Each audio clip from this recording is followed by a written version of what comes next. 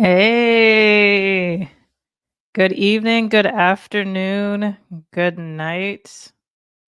As always, we are the Melanated Council, as it says in the corner, and we stream every other Tuesday nights, 9 p.m. Eastern Standard Time, 6 p.m. Pacific Standard Time, and wherever you are in the world and it is streaming, and you look at your clock and it's like, it's not 9 or 6.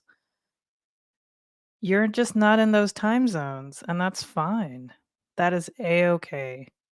You're just living in the wrong place. Kidding. But as long as it's live, you're you're right on time. And of course, please like, subscribe, and enjoy the show. For those of you who are new here, we usually like we usually tend to talk about, a specific topic each month. This month, since it's so close to the election, we're talking about down ballot initiatives tonight. So make sure, since I think all 50 states have some sort of early voting, at least currently right now. I know where I'm at in Florida, we can vote early. I'm planning on doing so tomorrow. But make sure that, you go out, you go vote, and you vote all the way up and down the ballot. Don't just focus on the presidency. I know that's what it seems like whenever, like with all with all like the advertising and everything, it always seems like it's only the presidency that we have to vote for, but that is not the case. You have to vote on ballot initiatives, amendments, things going on in your state, in your county, and in your city. So that's what we're going to be talking about tonight.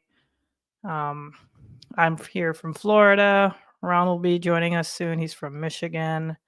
And Toby will be joining us as well. And he is from Baltimore. Well, Maryland, not quite Baltimore. Why did I say that?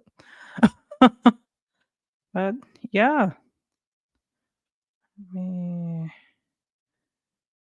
Hey, Rocky. How's it going? Good to see you. Another day. Another day in paradise. How's it going?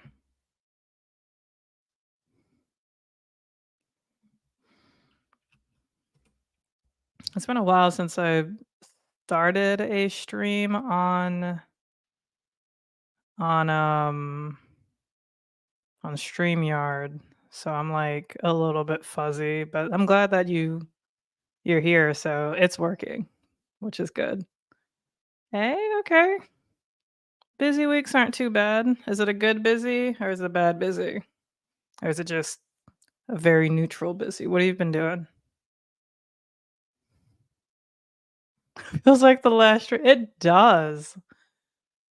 I just think because of this election season, like if this was like October 2023, it probably wouldn't really feel that long, but it feels forever. It feels like time is going so slowly yet so fast at the same time. I'm like, "Yo, just let it be November 5th already, or at least November 6th, and just get it over with." Like, it's killing me. That's what I think is the reason why it's just been going so slowly, the time, because it's been like, I just don't know, but, I mean, chat, let me know if time has been going slowly for you or if it's just been going normal, because it has not been going normal for me. It yeah. Like, I had to make sure, I was like, "We have a stream this week, don't we?" But didn't, like, 30 things happen? Hasn't it? Like, it's it's insane. Hey, Chad! Good to see you, good to see you. Welcome, welcome. Yeah. Um But before I continue, I do want to bring on our next guest, and it is, um, well, not guest, co-host. That is so rude. That's that like not to say that guests aren't at the level of co-host, but the for this particular co-host, like, a guest couldn't even like light a candle to him. Um, this gentleman, who is an amazing, lovely co-host, has been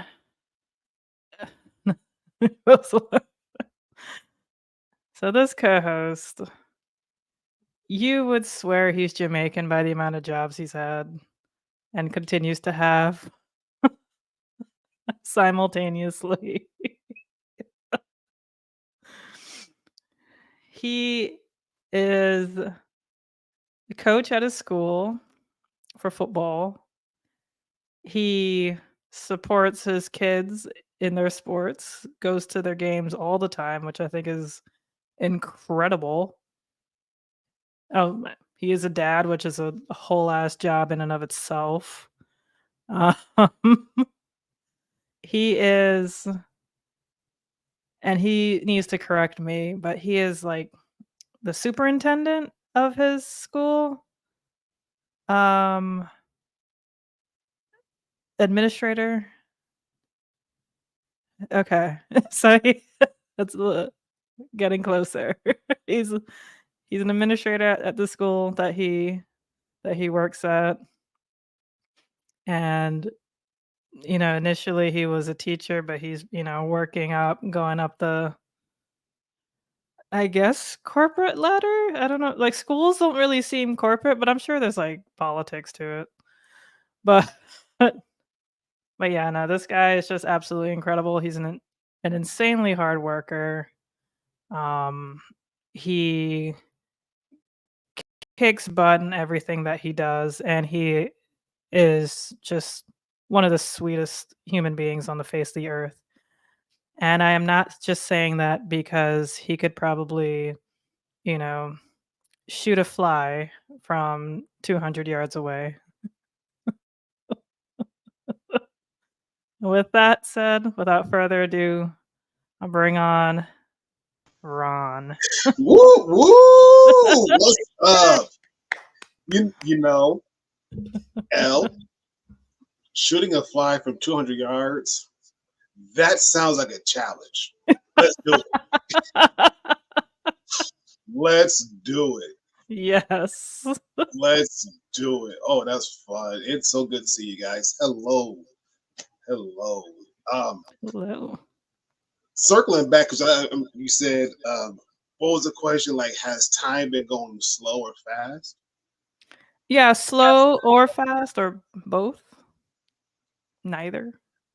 Both. It's Okay. weird, both. and Yeah. and I say, like, for the school year, it's flying by super quick. Just to kind of give context, we started school here in my city on August 19th, and we're just now doing conferences, and that's how quick it's been. Yeah, it's going Wow. that quick. Like, the market period ended last week, Friday. Okay. Yeah. And even then I looked on the calendar, next month is Thanksgiving break. Yeah. Yeah. Yeah. It's I'm like, it just seems to me like yesterday school just started and here we are, like, already halfway through the school year. Like, I'm not liking this too much. But everything outside of school, it's been going relatively slow, it seems. That's fair. Yeah. I would have to agree. Hmm. Like, I just feel like so many things are happening, but the election is still like not here. That's just where I am in the space. Like work has been going by fast. Um, I guess things outside of work have been going at both like fast and slow. Mhm, mhm. Um, I had a Halloween party on Saturday Okay. and it was it was awesome. Like it was a lot of fun. Like a lot of people showed up, which I was happy about. Mhm, But like I had the idea for the Halloween party like end of September. okay.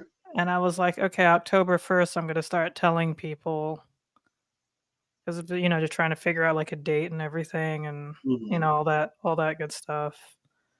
So I was like, okay, it's October 1st now. I gotta start telling people. I told myself. And then it was October 2nd. I was like, still gotta tell some more people. Now I gotta actually like prepare. So like it just seemed like it was just so much before like this party. And then it's like, all right, the party is what's the next thing? And like I have like work trips coming up, which mhm, I'm not like a work trip person in terms of like my position doesn't really do that. Interesting mhm. that I have these two particular work trips, Okay. but it's just kind of like, all right, now I got this work trip coming up, and then the election. Mm, mhm, So it's like I have a whole entire work trip, and then like the election, and then another work trip, and I'm like, I keep thinking about the second work trip, and I'm like, how am I going to be feeling? mm, Because like I could be an absolute wreck for the second work trip, or I could be flying high as the plane. The second work, I'm like, I don't know. I feel I you. Yeah, like I just so I'm like, it's just going so slowly. Like I booked an appointment on November 6th to do my hair. And like I was just looking at like my work calendar. I wasn't even like thinking because not like my work calendar will be like election day. So Hmm. so I'm just like, okay, I have some time on Wednesday that I could, go and get like my hair done before like the other work trip, which is good. And then I was like, oh my goodness. Either I'll be happy in the chair with getting my hair done, or I'm gonna just be like I don't know. Mm, mm, Like, mhm, mhm. but all that matters is like I need to get my hair done though. So it's like no matter like I'm still gonna be going on this trip. So I can't I can't like stop that, but it's just like I don't know. Like I have no idea how I'm gonna be feeling. And it Right, is stressing me out. Yeah. right, right. No, that makes a lot of sense. A lot of sense because um, I was thinking about um, just looking at some weeks ahead, and I'm like, sheesh, the election is coming up, and I'm like, this one is kind of weird because just to kind of get some context, my pastor normally he doesn't say anything about the elections at all. He doesn't mention anything about it. Mhm. However, this year or this election cycle, he's very big on telling people, "Hey, I'm not telling y'all who to vote for. I'm just letting y'all know y'all just need to go out and vote because there's some stuff that's going on. It ain't looking too pretty. No matter how you slice it, it's really Mhm. not. Like on one hand, you got something very extreme that could go right field very quickly. Then you got on the left side of the field could go to the other extreme very quickly, and you just gotta exercise your right to vote. And we're like, Yeah. that makes a lot of sense without saying a whole lot, but I get you. And it's very polarized. Like most election cycles are not as polarized, but this one to me it does feel very polarized. Like it's going to swing one way or another. And it's not like something that's going to be a gradual swing. Like it's like no, it's going to go way this way or way the other way. And Mm. you just kind of almost have to prepare yourself for whatever the fallout is going to be. Like I'm with you, L. Like either I'm going to be very bummed or I'm going to be like very much optimistic. Like okay, this could work. Or Mhm. man, this ain't gonna work. Yeah. This ain't gonna Yeah. work. Yeah. Like, legit, like, I was kinda and I'm still going to, trying to get, my Jamaican passport or citizenship, I can't remember, whichever. Mhm. Through my mom. Like, Yeah. I'd gotten a copy of my birth certificate, a couple of months ago now.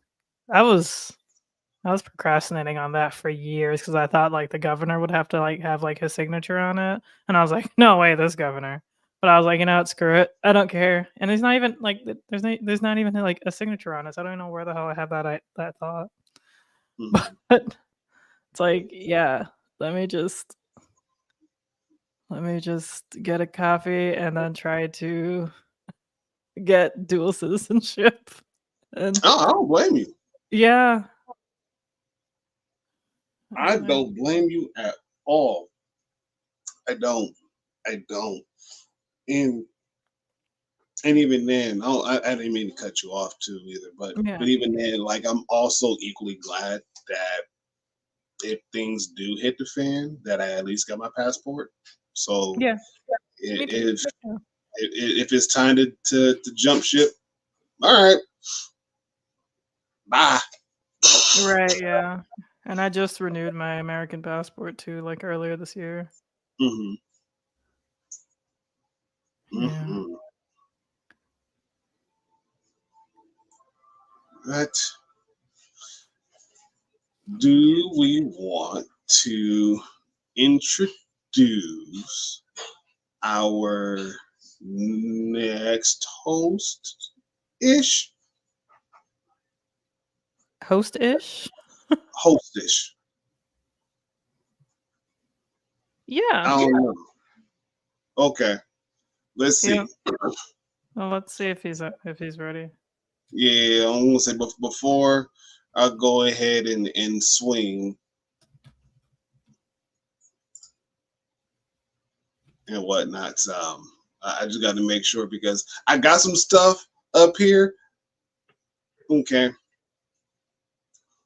and all right. So while everybody is um, pretty much getting themselves together, I want to give you guys a little update. I don't know if you guys have been on the Discord in the Discord or not, but from the last time we streamed up until this current time that we're streaming, my dad passed.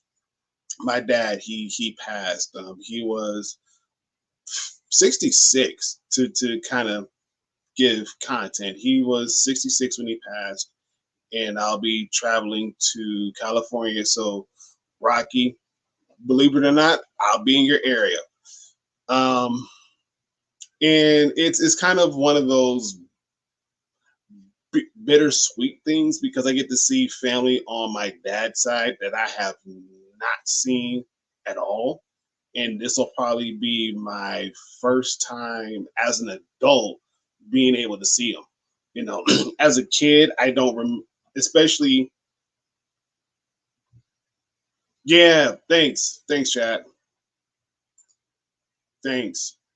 Yeah, and again, you know, like I was telling people, especially at my job and everything else. I just want to give a quick disclaimer. Um, I'm not necessarily an admin, but I'm more so an admin assistant, so secretary, whatnot.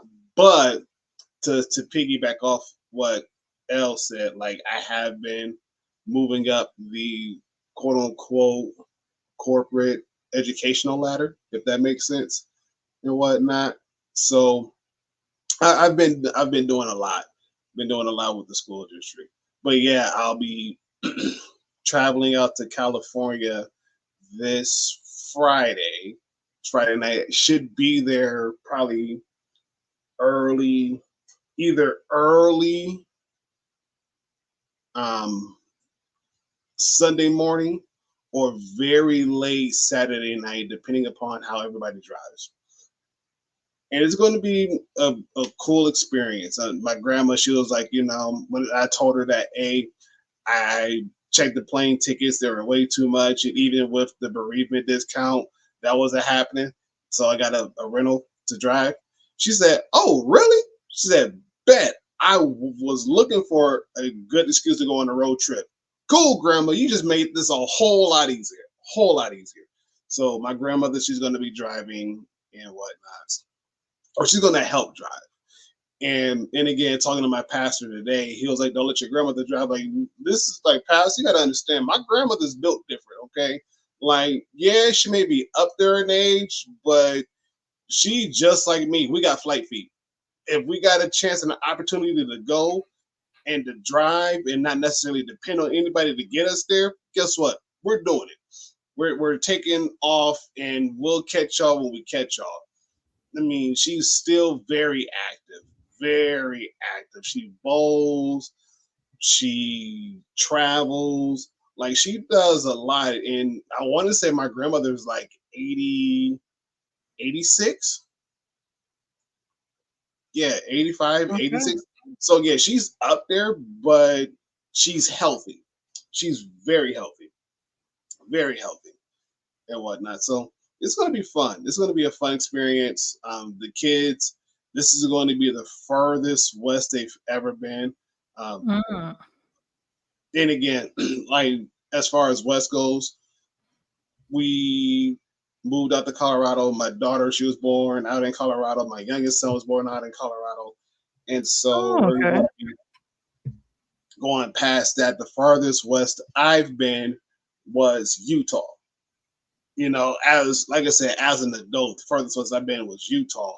So to be able to go past Utah, going into Arizona, I think Nevada, I know for sure we're going to be going through Vegas. Yikes! And yeah, so excuse me. It's going to be a whole lot of fun.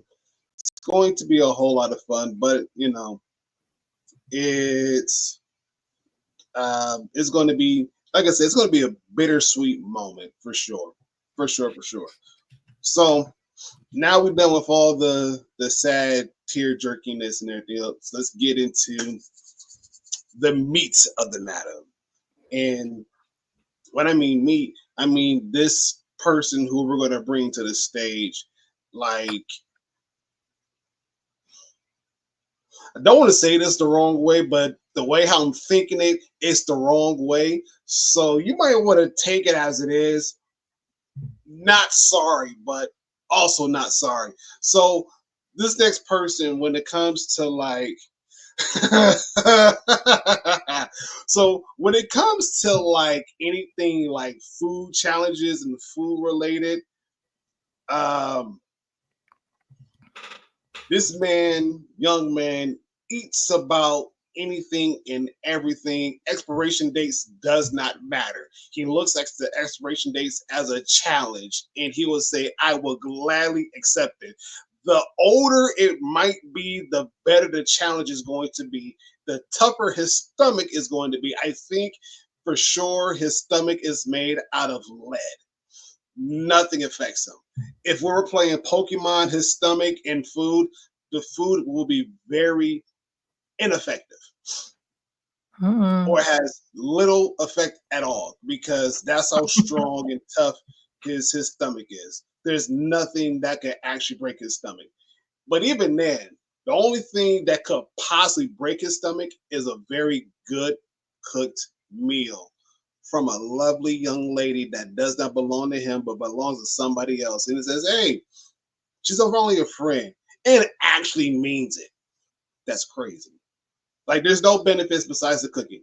But then again, who knows? He may get dessert afterwards, which could be either a banana pudding or it could be cake, it could be cookies, it could be brownies, something harmless unless something else happens.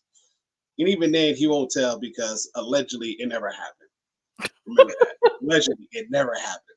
So, without further ado, the man who has the master plan to take over the world one plate at a time, one refrigerator at a time, one expired food dish at a time.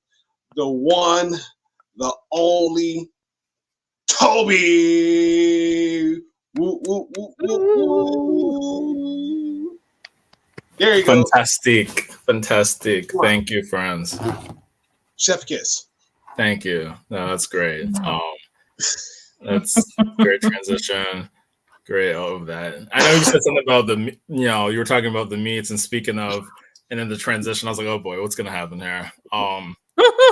Is this gonna be an Arnold Palmer moment where literally I thought I was like, is this That's man what I was thinking. Is he about to eulogize me like the great Arnold Palmer, known for his shower stance or whatever? Mm-mm. Oh my goodness! Wow, it's gonna be the Arby's. Say it again. It's gonna be the Arby's. Toby eats all the meats. All the meats. Oh man. Wonderful. But yeah, how's it going, everybody? It's going well, especially for those in the chat. Good to see y'all. It's so good to see y'all. Yeah, it's good to see everyone. Yeah. So it's good to see everybody. Yes.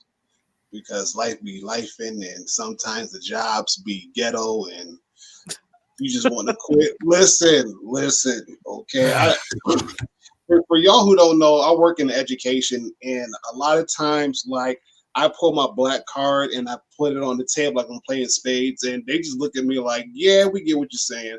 I'm like, listen, I'm ready to take a nap. Like, because right now work is ghetto. The whatever's going on, it ain't working. And I can't necessarily quit because I like the kids and the parents, the majority of them are okay. But everything outside of kids and parents and most educators, nah, I'm good. I'd rather take a nap and just go somewhere else. Nah, the joke. No, first of all, Ron, yeah, like I got you. That connection is strong, right? Even if the job itself is like, you kind of end up wanting to stay, at least for the kids, for some other people. And I've kind of felt that at some other jobs where I had enough of a connection with some coworkers and some things overall. Even if I didn't love the work, I didn't want to leave the place. But no, for this, I'm definitely not. Yeah. I'm basically saying that Ron was about to mention me in this great story in his introduction as I'm the one who, has the sausage. But it's okay. I'm not going to claim that for myself. But that was the weird transition that could have happened. Since literally the last thing before you brought me up was speaking of meats. But right, case, yeah. I was thinking the whole Arnold Palmer thing too. Yeah, nah, I'm not gonna do it like that. I'll let that other weird person do that one. Nah. Weird people, yeah. Yeah. Yeah. Hey, fair. Quit, not just quietly, but actually. Sometimes that's what it is. Oh no. Literal, very vocal quitting. Very vocal quitting, loud quitting.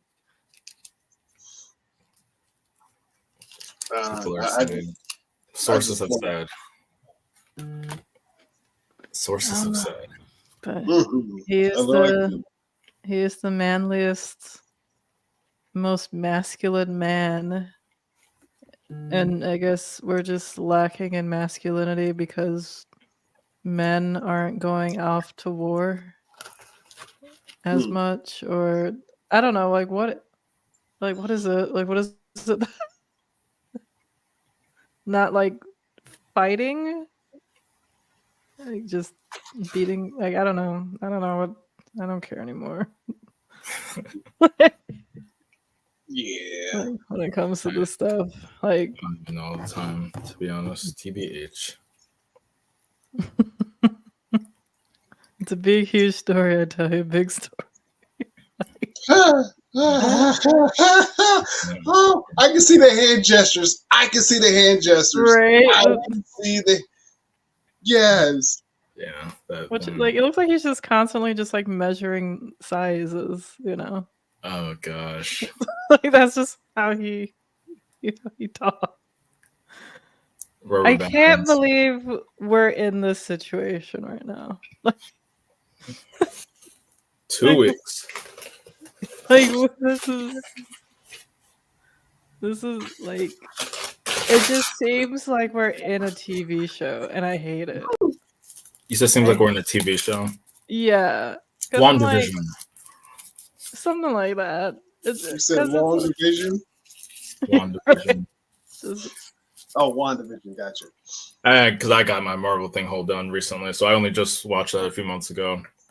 So, like being stuck in a TV show or being controlled in a TV show that you're not asking to be a part of, interesting, right. Very interesting situation.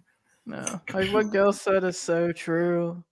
It is always like mind blowing whenever, like I'll be like in a, I don't know, like a group of friends or something or what, or and like if somebody's like if there's like an Asian man or like a black man, like someone always has to make a comment about like like the size of their junk, and I'm like it's just never on my mind because I just don't care.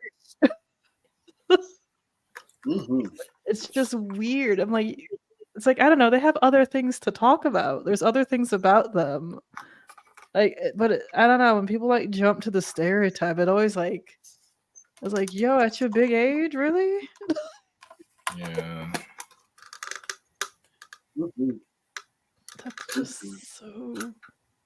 That's just so weird. It's very different, I can tell you that. I agree. I agree with you wholeheartedly. Wholeheartedly, I agree. Mm-hmm. Like, if you want to talk about something, talk about like, I don't know, sports teams or their latest travel adventure, whether it's sucked or not, whether they want to go back or not. Or talk about there you go, talk about work. You know, see whose job is the worst or the boringest or the most exciting. I don't care. You know, whatever.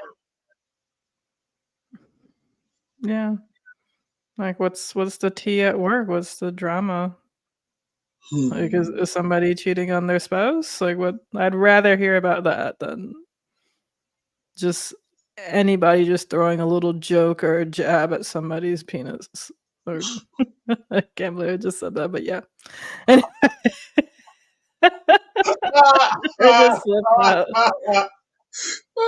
That's we might get demonetized, y'all. Oh well. Yeah. I mean, yeah, we have to be monetized first to get demonetized anyway. Demonetized, shadow banned. Right. Oh, not shadow banned. And we have to pay YouTube or something. That's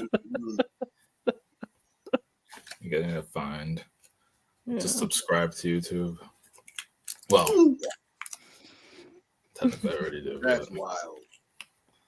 Yeah, but this is, and that's why, ladies and gentlemen in the comments, our fellow commenters, that's why it's important to vote down ballot. Because the presidency isn't the only thing you need to vote for. Yes. I understand that they market the most, they have the most money, they have the most power, the most yield in terms of especially the media. However, when it comes to what they can actually do, it could get very, very stunted in the House and the Senate Yes. and the Supreme Court. I Yes. know that you all know this, but in case you want to share this with any friends who you know may not be as politically engaged, or they kind of are, but you know, because I'm still learning something new like all the time. So Mhm. yeah, um, the president picks the Supreme Court justices. The Supreme Court justices have a lifetime term. Um, so if Clarence Thomas, Justice Thomas, and Justice Alito step down, if Trump is in office, then Trump will most likely pick two justices who are probably as young as Amy Coney Barrett, who he picked like, what was it, just like a couple of weeks before the 2020 election. Mm. I think it was like 12 days before, something disgusting. Mm. And it's because, they had a Republican Senate, so they could just kind of do whatever they wanted. 'Cause Mhm. the senators interview the justices, but that doesn't really like matter because they're there's not, if you have majority Republican, then they're gonna get a justice in. Right. The president doesn't just pick a random justice out of nowhere. They pick them from I want to say it's the appellate courts, because I think it's circuit courts, appellate courts, and then Supreme Court. I could be wrong. I might be getting the circuit court or the appellate courts mixed up. This is something that I recently learned. So, Mm. because actually, yeah, embarrassingly enough, I didn't know this. I was like, I don't really know where they find these justices, but that's where they find them. So Mm. I say that because in the state of Florida, we could vote for, circuit court judges or appellate court judges, Mhm. and we can vote to retain or to essentially fire a Supreme Court justice. On the Ooh. ballot this year in the state of Florida, we can vote to fire two of the justices that, huh, sure, it could be a celebration. There you go. we Mhm. could um, we could vote to remove two of the justices um, that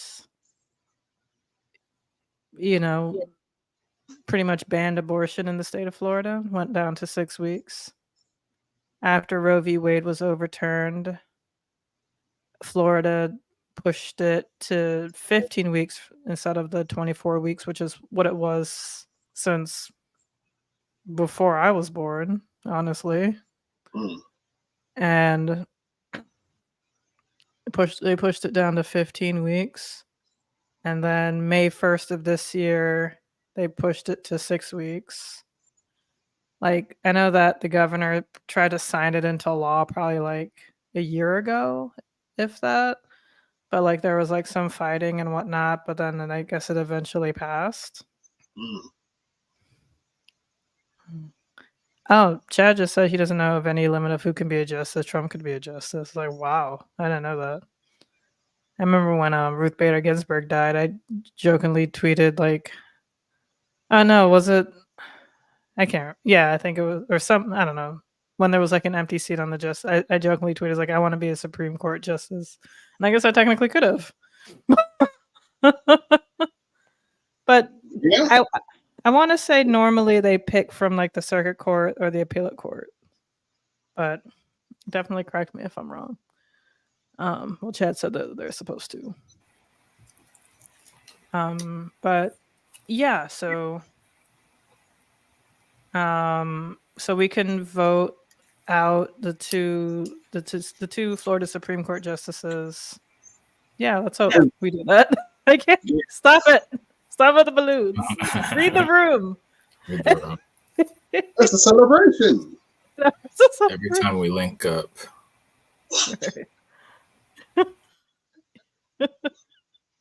Yeah, so we can do that in the state of Florida. I don't know if all states can do that. And I think in Florida they have 6-year terms, which is interesting. So we can either end their term or extend it.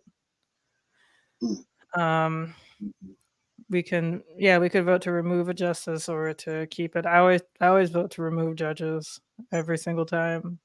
Just like, nope, go away. I don't know you. But now I'm becoming a lot more informed, and it's nice to be a lot more informed.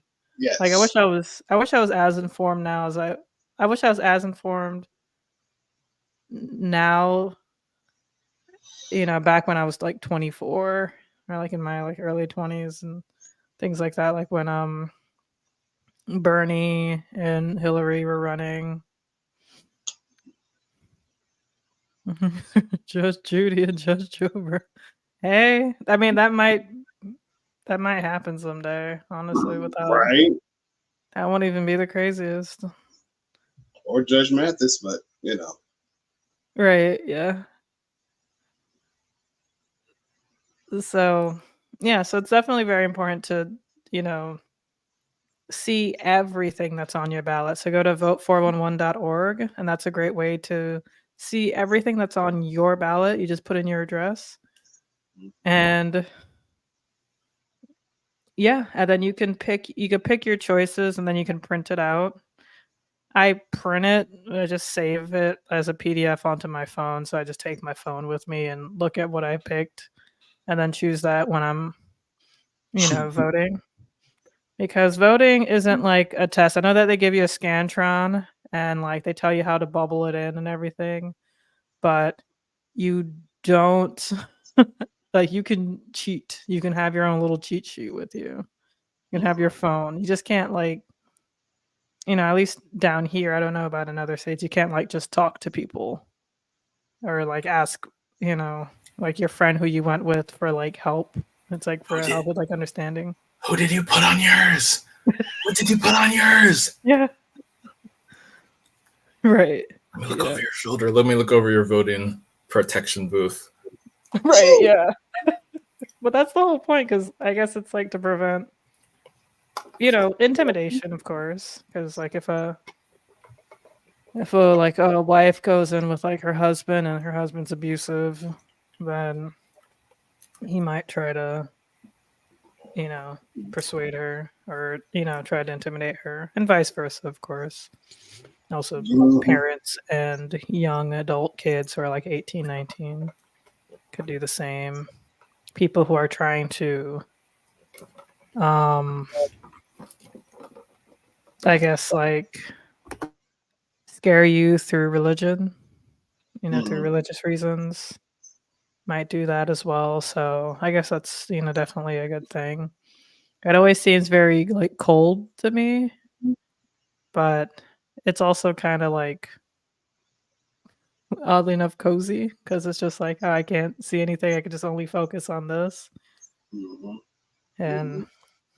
yeah, but yeah, you can skip questions and your vote will still be counted. I don't recommend that you do that unless like you honestly, if it's like two candidates and you really don't care who wins, if it's like, if you're like in a very like liberal city or very conservative city or state, county, what have you, and like the two people who are running against each other are like the same amount of decent or the same amount of just crappy, and that I can understand. It's like, okay, but I still wouldn't recommend it.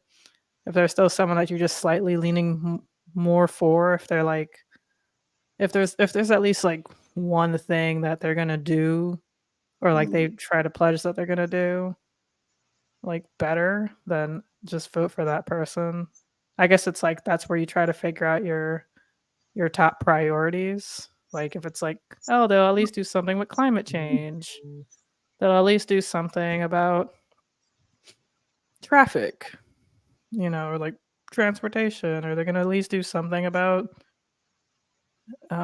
inflation or clean water or something. Like if it's just like one thing, I guess try to figure out what's your top thing. If like one is for, abortion rights and the other one is against it, but everything else they align, then it's like I would just vote for the person who's more aligned with abortion rights.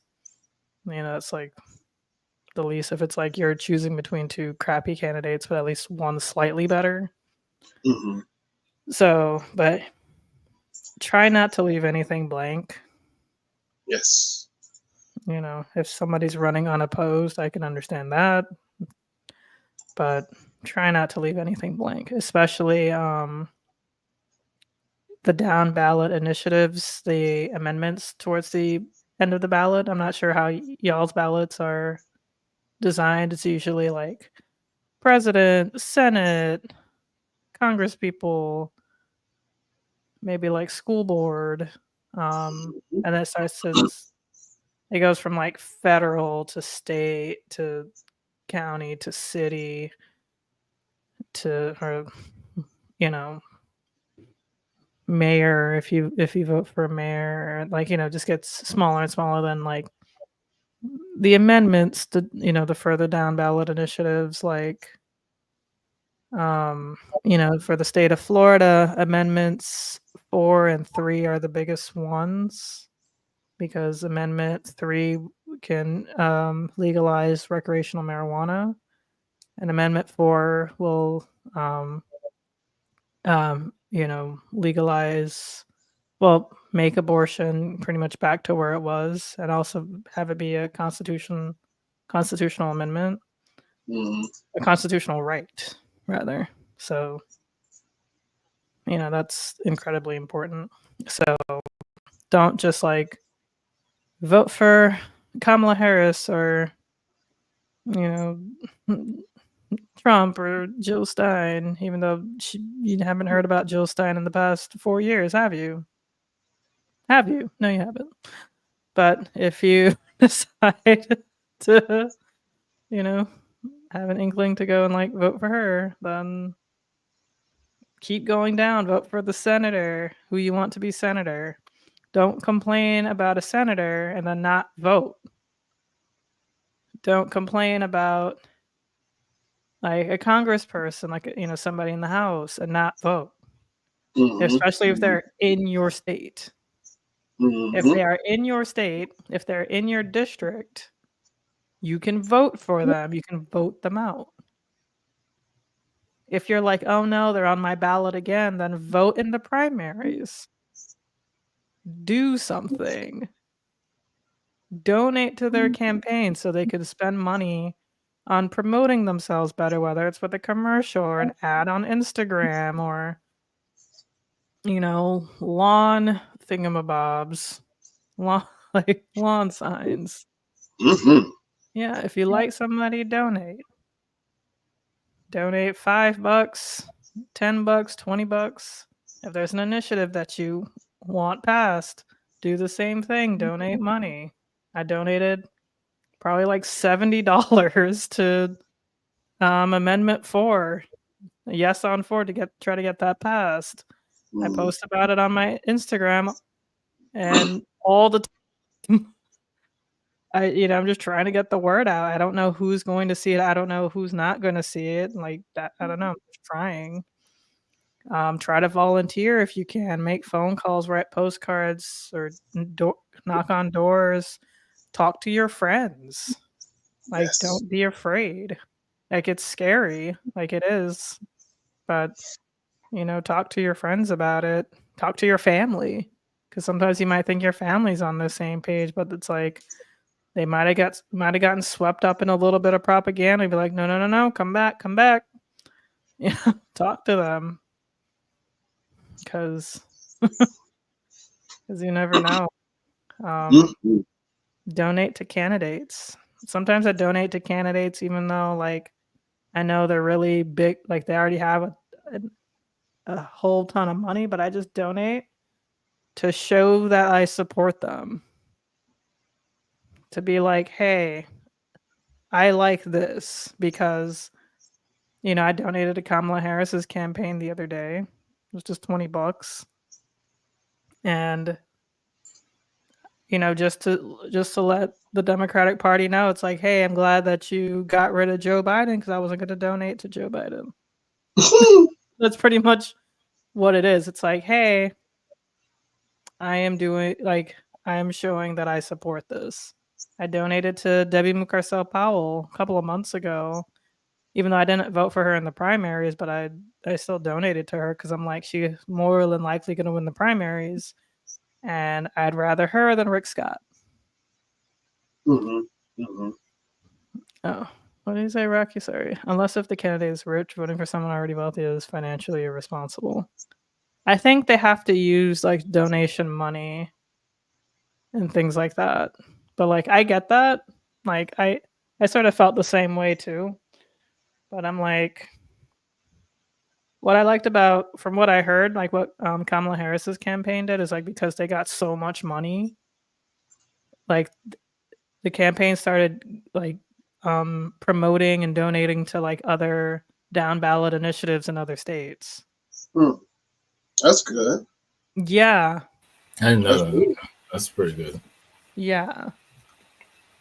Like, that's what I heard. I'm probably like I think I'm like 90% sure, but I think that's a great use of money. Like that's a campaign I could get behind, honestly, because that's what she really need because her campaign got $1 billion. Like, that's insane. Yeah. Mm-hmm. That's true.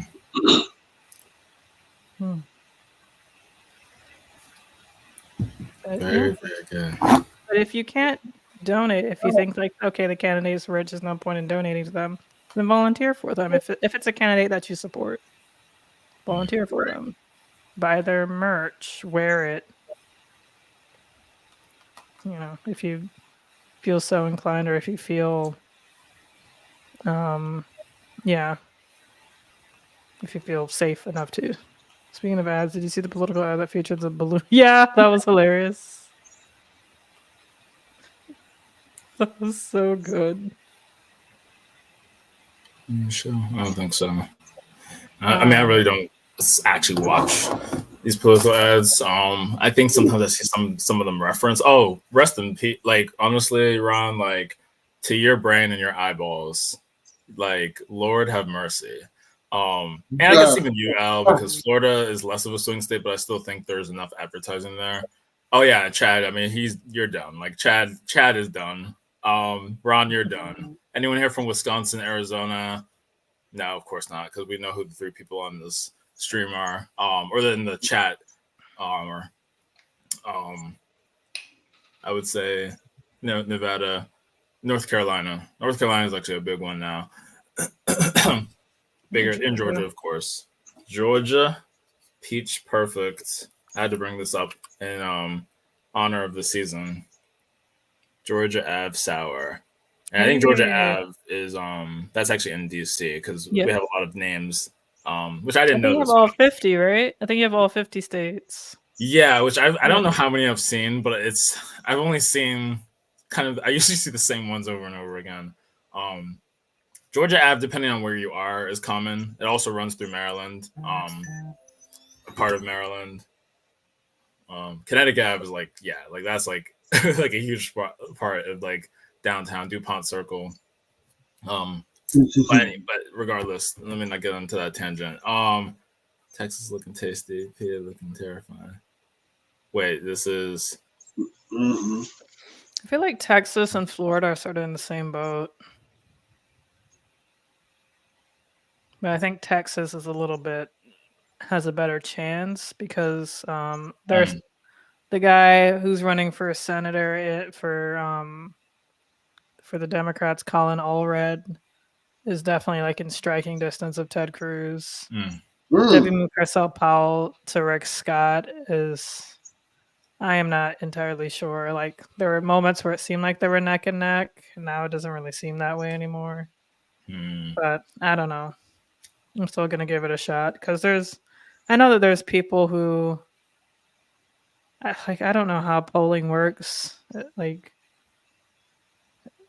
it's just like a guess at the end of the day.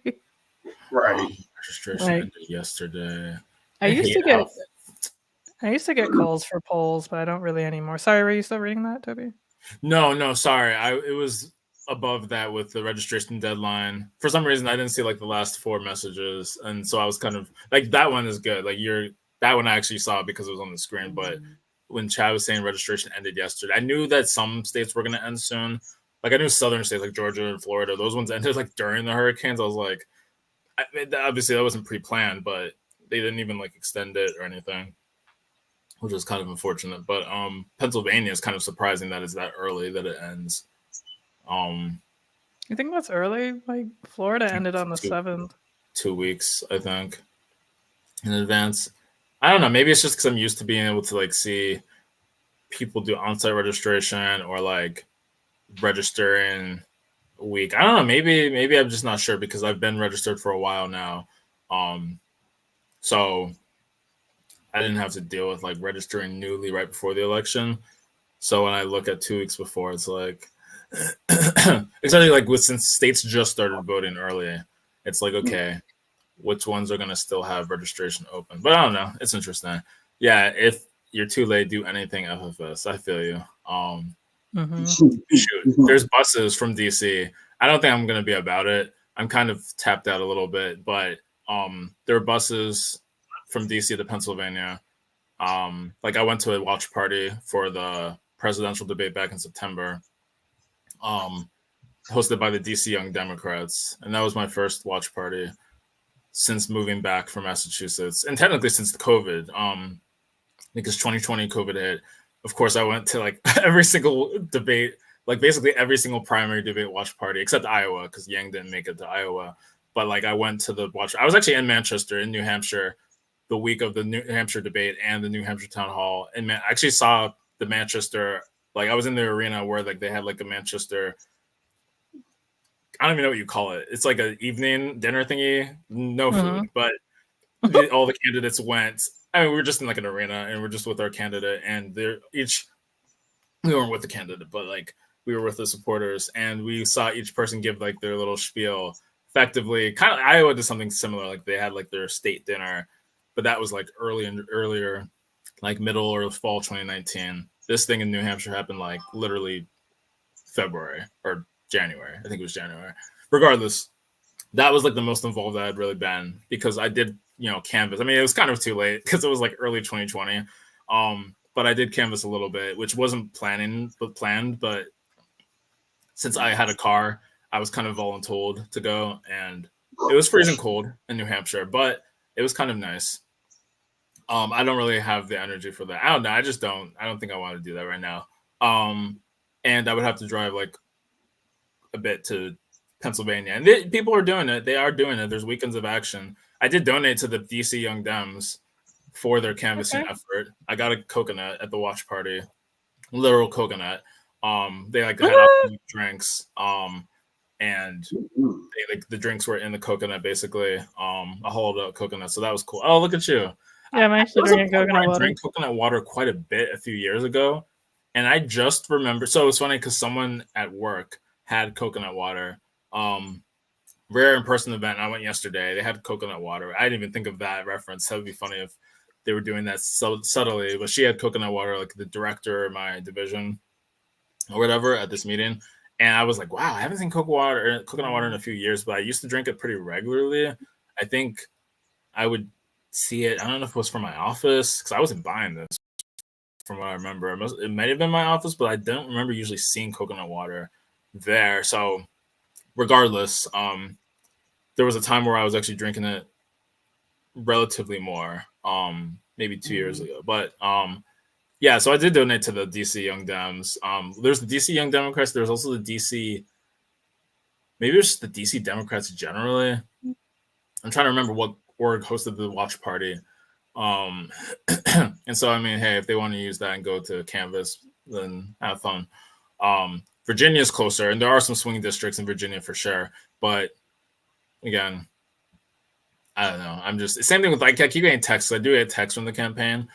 I used to get texts from the Biden campaign. I don't think I ever donated to Biden, but like I must have had the text from just being in the know. Well, I think first it used to be the DNC gave text because there was some nonsense with the debate where I think I may have accidentally donated to the DNC, partly because I was trying to like, it may have split the donation between Yang and the DNC or something. I don't know. Regardless, I've had like that 30330 number, which is actually the infamous number that Joe Biden mentioned during the first debate. Oh yeah, 30330. And so I realized that is the same number. And so I only started getting texts from him like during the pandemic or Lord knows when. And then I get random texts throughout the years, less frequent. Didn't really care to donate to him. If I had to, sure, I'll drag myself to the polls and vote. But I'm also in Maryland, which is not a swing state anyway. I didn't vote uncommitted, though I could have. And the primary, I didn't end up voting in the primary, which is very unfortunate because I had planned to. It just a lot of stuff I feel like came up that day and that over that time. And so this will actually be my first election in Maryland physically. 2016, I did an absentee ballot back to I did an absentee ballot back to Maryland, but you know, I was in New York at the time, upstate. Which funny enough, that was actually a swing district, and it flipped in 2018 to go for the Democrats. So I could have technically like registered to vote in New York, but I don't know if it made sense since I was still technically. I consider myself a Maryland resident, but I definitely was a New York resident based on taxes in 2018. Regardless, doesn't matter. I voted in 2016 back to Maryland, absentee. 2018, I wanted to vote. I didn't because I requested the absentee ballot too late. And that was like less than 2 weeks. That's why I was like, dang, 2 weeks cutoff time is kind of crazy because I probably try to request the week before or even 3 to 5 days before, which is not smart. But Maryland lets you print out the ballot. So I thought it doesn't really matter because you can literally print it out from a PDF. It's not like you have to get it mailed to you, but it still takes some time to generate. So 2018, sad, but didn't get to vote. But since 2019 and 2020 in particular, I should say, I was very active in Massachusetts. I'm pretty sure I voted 3 times that year. The presidential primary on Super Tuesday, the state primary on September 1st, I think, and then the actual general election. And then 2022, I did the midterms, missed the primary again. I actually remember that was a stream night. Well, it was every night at that time, every Tuesday, I should say. But I literally like tried driving to the location, didn't really know where the entrance was, and I like missed it by a minute. And I was like, well, screw me, I guess. And I'd never been to that part of Woburn, which I just moved to a few months prior. I moved there in May, and then the primary was like in September or August. So I was like, F me. But I voted in the general election, and they had 4 ballot questions. And they have more interesting ballot questions this time. Massachusetts will never be boring. Like, I don't care what people say, like, looking at the ballots, I'm like, y'all are just putting everything on here. They're decriminalizing shrooms, apparently, or legalizing. Okay. I'm like, oh, snap. I did not expect this. Okay. Because that seems to be a very hippie West culture thing. Oregon, right? Yeah. Colorado, even California, I don't think has it. So I'm like, Massachusetts of all states is going to shrooms. I only know because I heard it on the radio. Well, I have my Amazon Echo play, I guess some stuff in the morning, and I hear a lot from Boston Public Radio.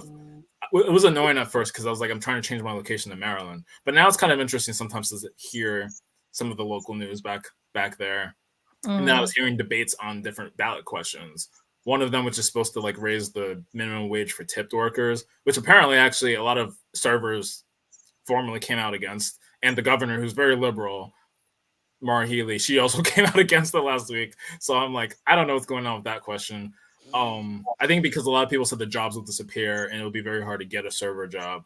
Anyway, I'm not an expert when it comes to minimum wage and yeah, the whole server thing is very like peculiar because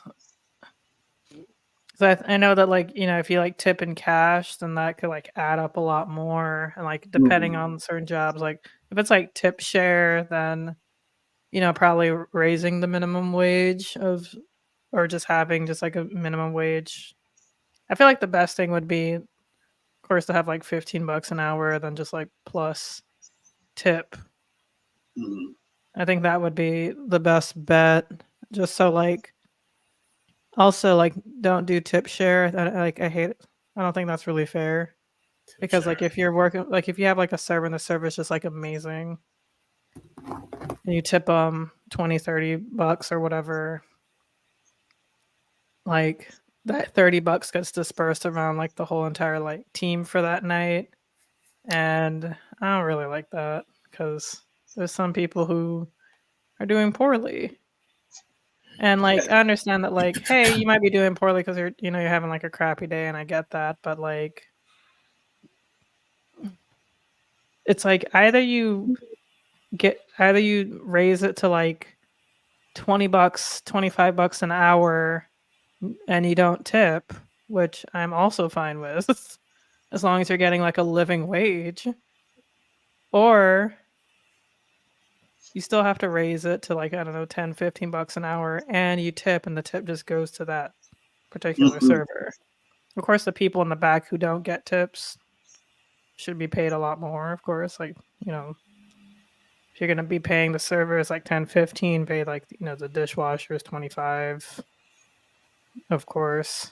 Either you pay everybody in the restaurant up and down 25, or no tip share, but just pay the servers 10 to 15 an hour.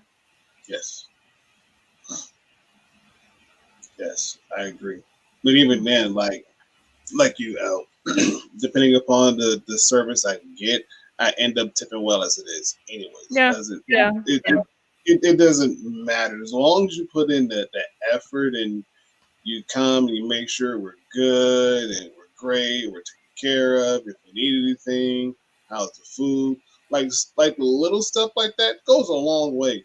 If you just have like a nasty attitude, a nasty personality, you might get $5. You might, and it could go lower than that, or it could go a little bit higher than that, depending upon if your attitude changes. Now, if it's just sour because you ate like 4 sour lemons in a row, all right, you getting 5, and that's really it. If anybody else was to do more, sure, fine. For me, nah, you only getting 5 because I get it. You probably don't like your job sucks, you probably didn't even want to be here. I get that too. But at the same time, whatever you got going on, that's supposed to be ending at the front door. You clock in, you do what you got to do, you make the most out of it.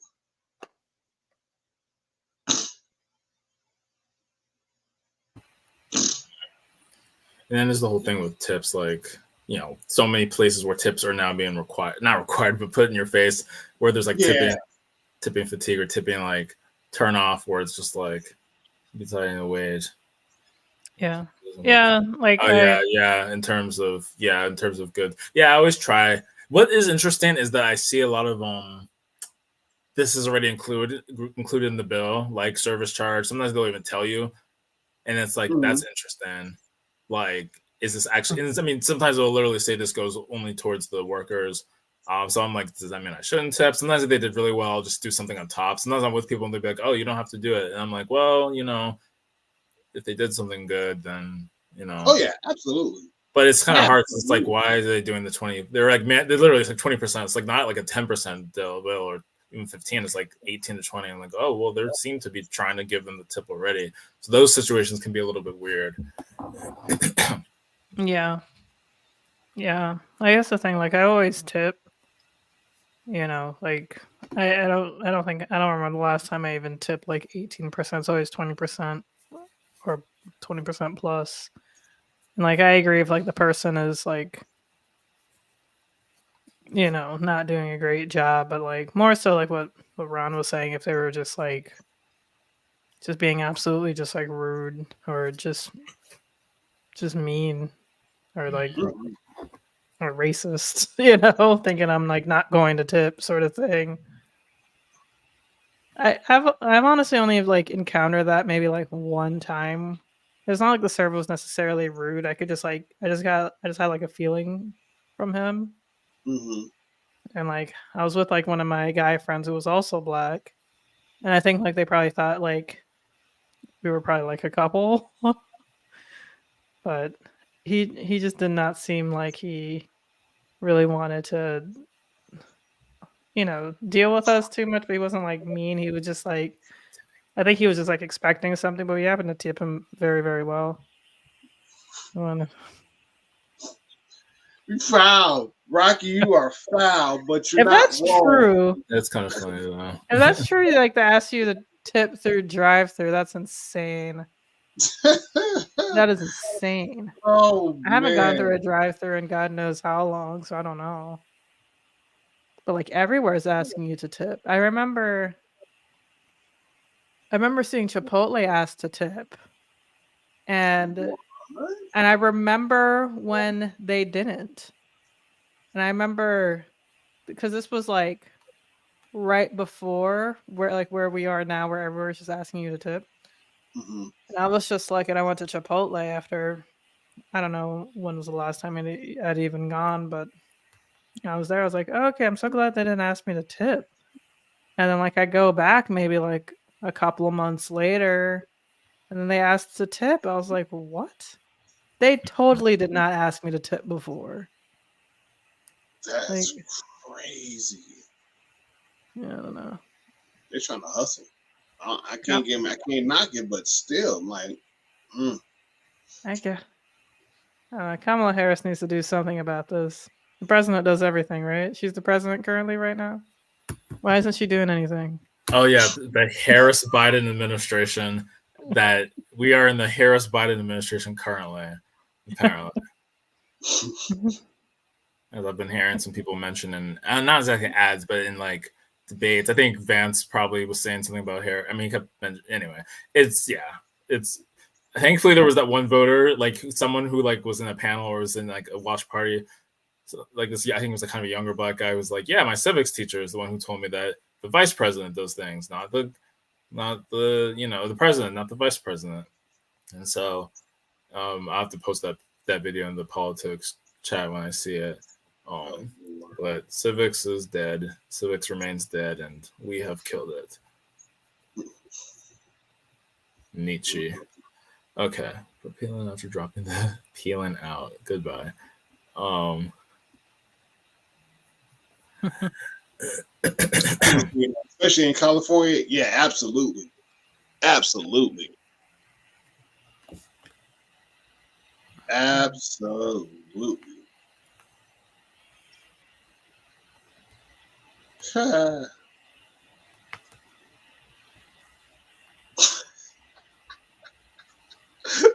can't. I pulled out slowly. Yes, L, if you can. Yeah. This man. Again, Rocky, you're not wrong. The state that you live in, you have to. You have to, because someone is looking to sue. They are always looking to sue. And especially if you drive like a semi-decent car or even a nice car. Oh yeah, absolutely. Absolutely. It's interesting. No, true. That is very, very true. Like, I don't even know why people get super nice cars. Because, like, I don't know. It just seems like a insurance check waiting to happen, like for somebody. Or smash that windows like I saw in DC the other weekend. Thankfully, I was driving to a place to park to go to some spot. And then the car I noticed had their windows broken. I was like, oh, let me not stand here too long because I don't want, maybe the people come back and they think I'm the one who did it, which that almost happened earlier this year. Like, I don't remember when, but it was probably around March, like late February, early March, when I was with two friends. We went to some spot. It was cool. And then when we got back, we saw that the car in front of mine had their car smashed, the window. So then it was like, but then I think like we were standing around a little bit too long. Because I think what happened was we were in a car and then the car pulled up in front of us. And I remember seeing them like get out, because I do remember we were in our car for a while. The people pulled up in front of us, they got out. So it might have been memorable that our car light was still on. They might remember our car. Whatever. We went to the spot. We must have seen them there. Not a big deal. We leave before the end of the night. We go back. We see the car smashed. However, we stay like maybe just a minute too long because we were there. We didn't immediately get in our car and go away. So then the people come, and then I think they start questioning us. And it's not like they were aggressive, but they definitely wanted to like know, like, did we see anything? And kind of almost implying that we might have been the ones to do it. And it's like, well, no, we're not going to break open the car and just stand here and be like, hee haw, like we're going to have left. I think because they were missing something. One of them had like a business, like a work laptop, or they had like business documents. So I just had diffuse things. I like the guy wanted just to see if there's anything in the trunk. I let him look. It wasn't a big deal. But some of the people, I need the Toby. Take the chicken off the grill early. Medium, get that medium rare chicken. Get that medium rare chicken strips. Amazing. So healthy. Medium rare. It's just warm. It's still bloody. Oh, Jesus. That's so bad. I'm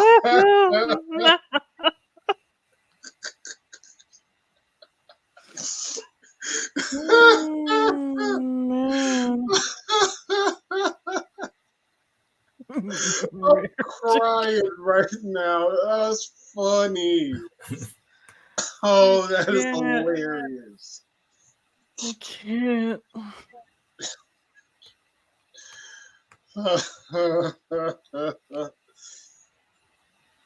Oh, they said as soon as the color starts to change, that's when you take it off. I don't want it to change no darker than what it is. Jeez. You don't want it to cook now. Don't need the flavor. Oh my goodness. Oh yeah, let this Georgia thing open. Whee! Oh, they ain't checking crap. They can check these. These shellless pistachios. Wait, what does shellless pistachios mean? Oh, nuts. Okay. That's so crazy. I mean, you're right. It could have just been like, no, but because I was like, yo, there has to be security cameras here. Not to mention there were literally police, like, there wasn't police watching, but there were police on the other intersection that like were driving by. So it's like, if you really want, like, you can just like file a report. I'm sure somehow you can see something. The girls I was with were getting a little bit antsy. Well, I think the guys were also coming off a little bit like interesting because I think my friends were getting a little bit more annoyed about it. One of them in particular. So then there started to go a little back and forth on that. But at the end of the day, it was all worked out. And I think like even one of my friends was like, yeah, I wish, not that she was like mad at me, but she was like, I wish that he hadn't like made you open your trunk. And it wasn't like I was like, he didn't make it. I just wanted this to like not go into anything higher than what it needed to be. Still clucking. Yeah. Get that chicken, God, get that, whatever the song, however the song goes. Get that chicken, God, get that. I mean it literally. I want to still see the chicken's head. Like that's the chicken head that I want. Get that chicken, God. I don't even know the real lyrics, but oh, stop! I'm crying. This is hilarious. Chicken, fuck, chicken heads. So that's how it is. I'm going chicken. Yeah, I'm gonna play the song actually, but well, let me not before the video gets taken down. But let's see. Not Project Pat, chicken head. Oh Lord, Toby, stop. I know exactly what you're talking I'm in about. the wrong account. I need to switch my account. Oops. Yikes. Nah, just because I went to another account to check something, but I was like, wait a second. Oh, sorry. So I got a question for the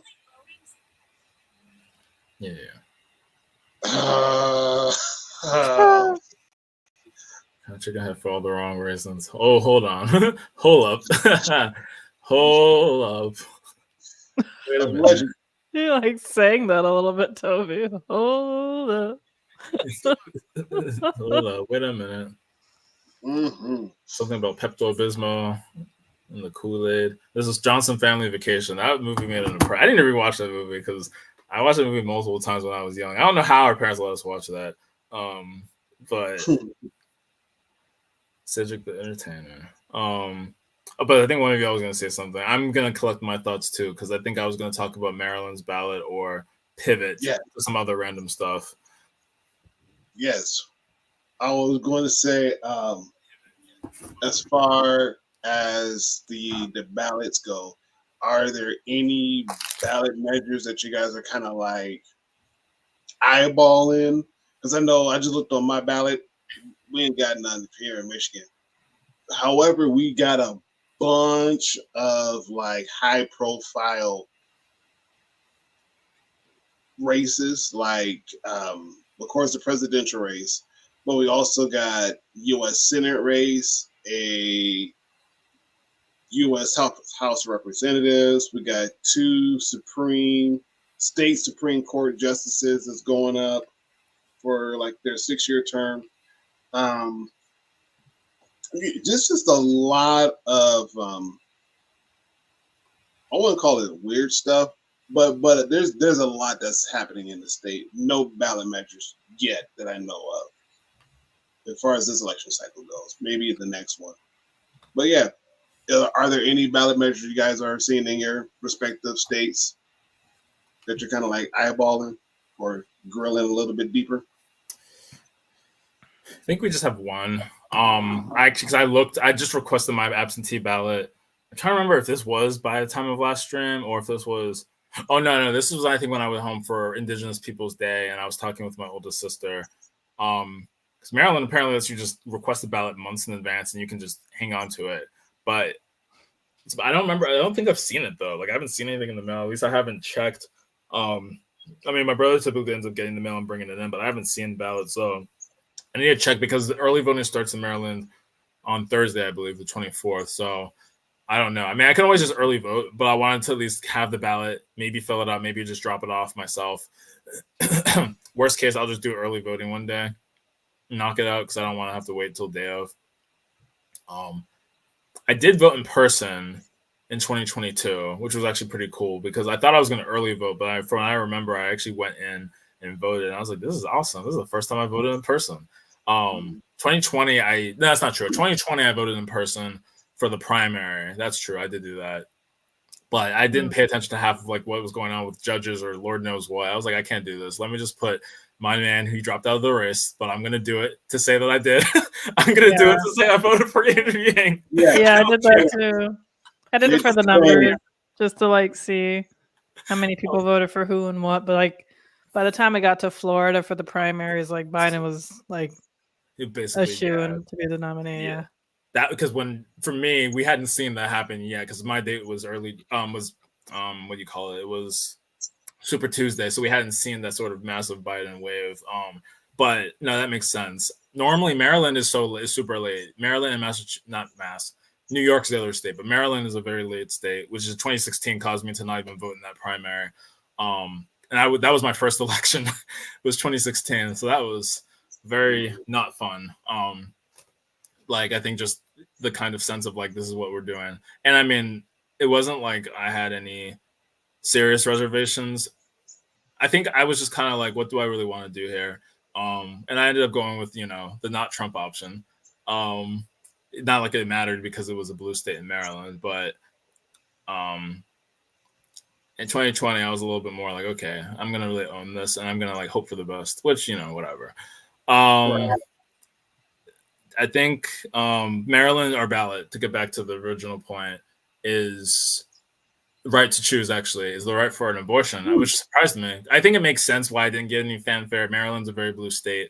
The only thing is we have a Senate race that's competitive. I don't think it's going to go to the Republican, but our old governor, Larry Hogan, was Republican, and he was like maybe the second most popular governor in the country. He actually thought of primarying Trump, and like he fought a little bit with Trump during COVID. I was in Massachusetts at the time, but I heard that his wife, who's Korean, he used some connections to get COVID tests from South Korea, and he kind of slammed Trump for being ineffective on COVID. Now, it turns out that some of those tests may not have been effective either, so I don't think he was actually it was kind of like maybe a bit of a stunt, but he's someone who's never really supported Trump. He thought of running on the no labels ticket, where it would have been like a bipartisan ticket, which caused quite a lot of consternation. They didn't end up running, of course, but no labels was a huge thing where it was like, yo, these people could mess the election up and throw it to Trump if enough people split. So Hogan is running for Senate, which was surprising because a lot of people in 2022 chose not to set Vegas is setting odds. Yo, betting market, that would be so crazy. Predicted or whatever the other big one is. Poly market is the big one right now. But who's totally going to vote for? Thank you, Rocky. Your vote will always matter. Appreciate you. But I'll cap up and say that right in 2022, a lot of people chose not to run for governor. Like very popular governors, like Doug Ducey in Arizona. I think Chris Sununu in New Hampshire. Which I mean, New Hampshire's a bit of a swing state, but they're definitely more blue now. Mm-hmm. And so having a Republican governor there is kind of a testament to his like staying power. And he could have ran for Senate last time, but he didn't. And so you got some really questionable candidates in both states. Georgia was kind of weird because Herschel Walker just had no competition. And then Pennsylvania, there wasn't anyone who really would have ran. So I think there are a lot of states where you have popular governors that could have ran, and they chose not to for Senate. And so it was really surprising that Hogan out of nowhere decided to do that because that didn't really happen in any other state this year where you had like some kind of popular figure who ran against the Democrats. Like you kind of have regular typical people like Dave McCormick in Pennsylvania, John Shee in Montana. Like you have these people who aren't really like big popular people. Some of them are very Trumpy. Some of them are a bit more normal. Carrie Lake. I mean, what's really happening? If anything, Doug Ducey could have tried running there against Ruben Gallego, but somehow ended up being Lake. So thank you, because now we get to have Ruben Gallego in the Senate. So thank you, Carrie Lake, for your service. I mean, I'm speaking a little predictively. I would actually bet money. I don't care. I would literally bet money on that one going towards the Democrat. But it's weird that Hogan, of all people, decided like someone who's not at all really aligned with the national party in a lot of ways, and he had to govern a blue state. Like now he's running for Senate, and it's like, yeah, I guess that's interesting, but. And he actually was tied at some point with the woman, Angela Also Brooks, who had a bit of a smaller profile because she beat the guy, David Trown. He was like this. Actually, he's the guy who apparently founded Total Wines, which is insane because Total Wines I went to quite a bit in Massachusetts in my last 2 years there. And I'm like, oh my gosh, this guy has like funded my lifestyle. I mean, not really, I wasn't, but I mean, like I did go a few times, and I'm like, this guy is he actually apparently is my congressperson, maybe currently, but he didn't run for re-election, and so I'm like, that's crazy. Like, that's like such a weird twist. And so he ran for Senate, has a ton of money, self-funding, but I think he made some small mistakes. At one point, he said the word, I think, big bugaboo, which I guess is like a racial slur, but he was trying to say jigaboo, which is supposed to be like kind of like snafu, like some kind of effed up situation. So he was trying to say some kind of Republican bugaboo, but he ended up saying jigaboo. Oh, sorry, he was trying to say bugaboo, and jigaboo is the racial slur. Yeah, I was like, I think jigaboo is the racist. And I was like, I don't know, I wouldn't have viewed. I was like, okay, I guess. Like, there's a lot of things that I thought were racial slurs that weren't. Anyway, I don't want to say there's some. It's not even a racial slur, but that one actually, I'm more hesitant to say because it's just so weird. There's a few words I found that were like actually regular words, but they just sound racially charged. Apparently, jigaboo is not one of those. That one is just literally not a good thing. And so that happened, and then I think some people endorsed Angela Also Brooks, who was the county commissioner. And Maryland's weird because everything runs in counties, which is different from other states where you have city police departments. So I mean, she is like the commissioner of Prince George's County, which is the majority black county. And outside, I mean, Baltimore's different; that's its own city. But PG County is like the majority black county. It actually used to be the richest majority black county in the country. That now goes to Charles County, which is actually where I went to high school in Waldorf, which is kind of wild. But Charles County is just below PG. So PG County is like Kevin Durant. I think Wale. Well, Wale might be from DC, but a lot of people from PG, they claim it because it's a lot of black suburbanites, well-to-do type of people. And so Angela also Brooks is sort of the county commissioner, aka that's kind of a pretty powerful thing in Maryland to be the head of a county, because that means you actually are in charge of the police departments, you're in charge of the health department. Um, I don't know. I have to look more into that. I'm culturally out of it. It was a spook. But the point is that she is the Senate candidate. She'd be the first Black Senate candidate, senator out of Maryland, and so there was some talk about maybe people aren't raising funds for her as much or looking into her because she's Black. But it's also Maryland, which is a very Black state. So I'm like, I don't know. Like, but I think the fact that she wasn't in Congress versus David Trone may have been a slight disadvantage, where David Trone would have had all the connections in the world. Angela also Brooks has to kind of come from I'm a real Marylander, which isn't actually a bad thing. If you're going to run for Senate in your state, having more connections to your state isn't bad, but it's nice to have connections federally and to the state. But being in Maryland, you're also so close to DC that it's not hard to have federal connections. So I don't think she's really hurt by it. I just think it was interesting that she was within single digits of Larry Hogan. Larry Hogan was even above her at some point. I was like, what is going on right now? But something. What is with this, aka South Park? What is someone who annoys you? I don't really want to say it or whatever. But anyway, I'm pretty sure it's not a. I'm pretty sure it's not a. It's not offensive. Like I just googled bugaboo. The first thing is bugaboo strollers. So it's some brand in the Netherlands. Bugaboo definition and meaning according to Merriam-Webster: an imaginary object of fear. Bugbear sense also something that causes fear or stress out of proportion to its importance. What? Let me actually open this. That's wild. Yeah, I'm like, I don't really. I thought it was just someone that was just like, I don't know, from the song Bugaboo from Destiny's Child. Just sounds like it's like, you bugging what? You bugging who? You bugging me? Can't you see it ain't cool? Right. Yeah, no, it's not offensive. Bugaboo, a legendary scary creature, like see Boogeyman. A thin, straight piton or metal spike. I don't know what that. A Dutch design company that makes strollers for infants and toddlers. A fictional insectoid alien from children's CGI television series Monster Buster Club. And music, Bugaboo is a song, 1999 song by Destiny Child. There's also been other songs. Bugaboo was an episode of the American television series Charmed.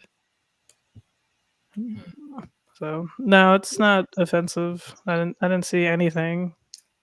Yeah, I mean, Bugaboo definitely doesn't have definitely doesn't have any racial or anything. Like, you wouldn't be in trouble for saying it. Though I assume Bugaboo was kind of like a snafu. Like, the way the Trump was trying to use the term was like some Republican bill or some Republican something spending.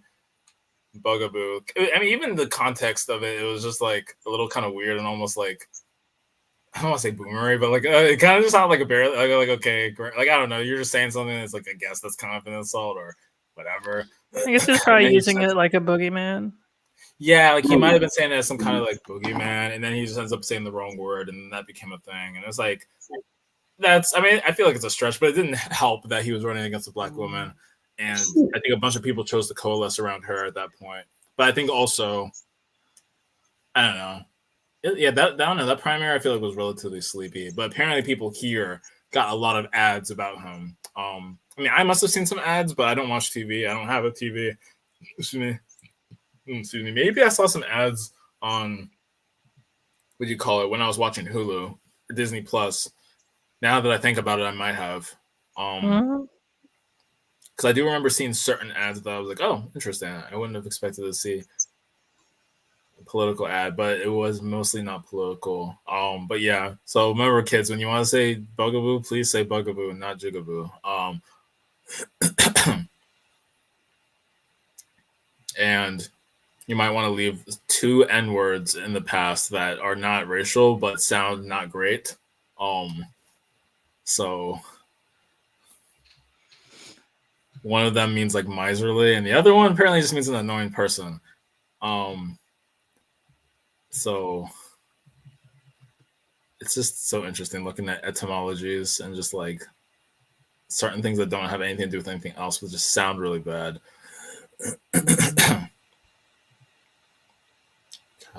Oh.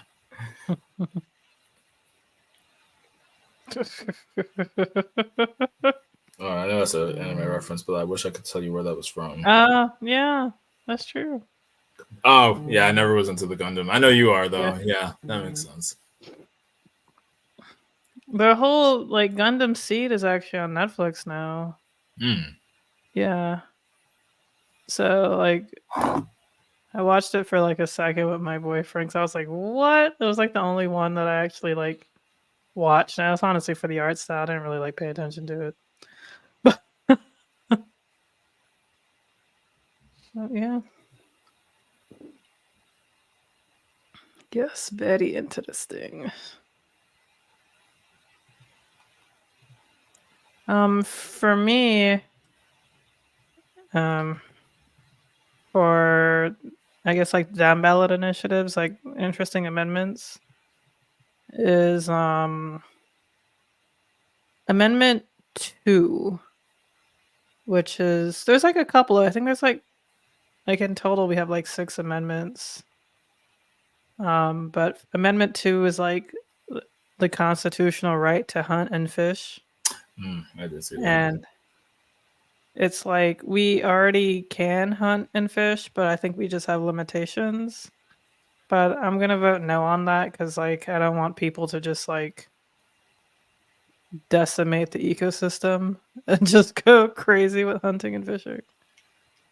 Because you know, other animals still need to eat other animals, and you know, fish need to grow to a certain height. I mean, certain weight or size in order to like populate more. You can't just be catching little tiny fish.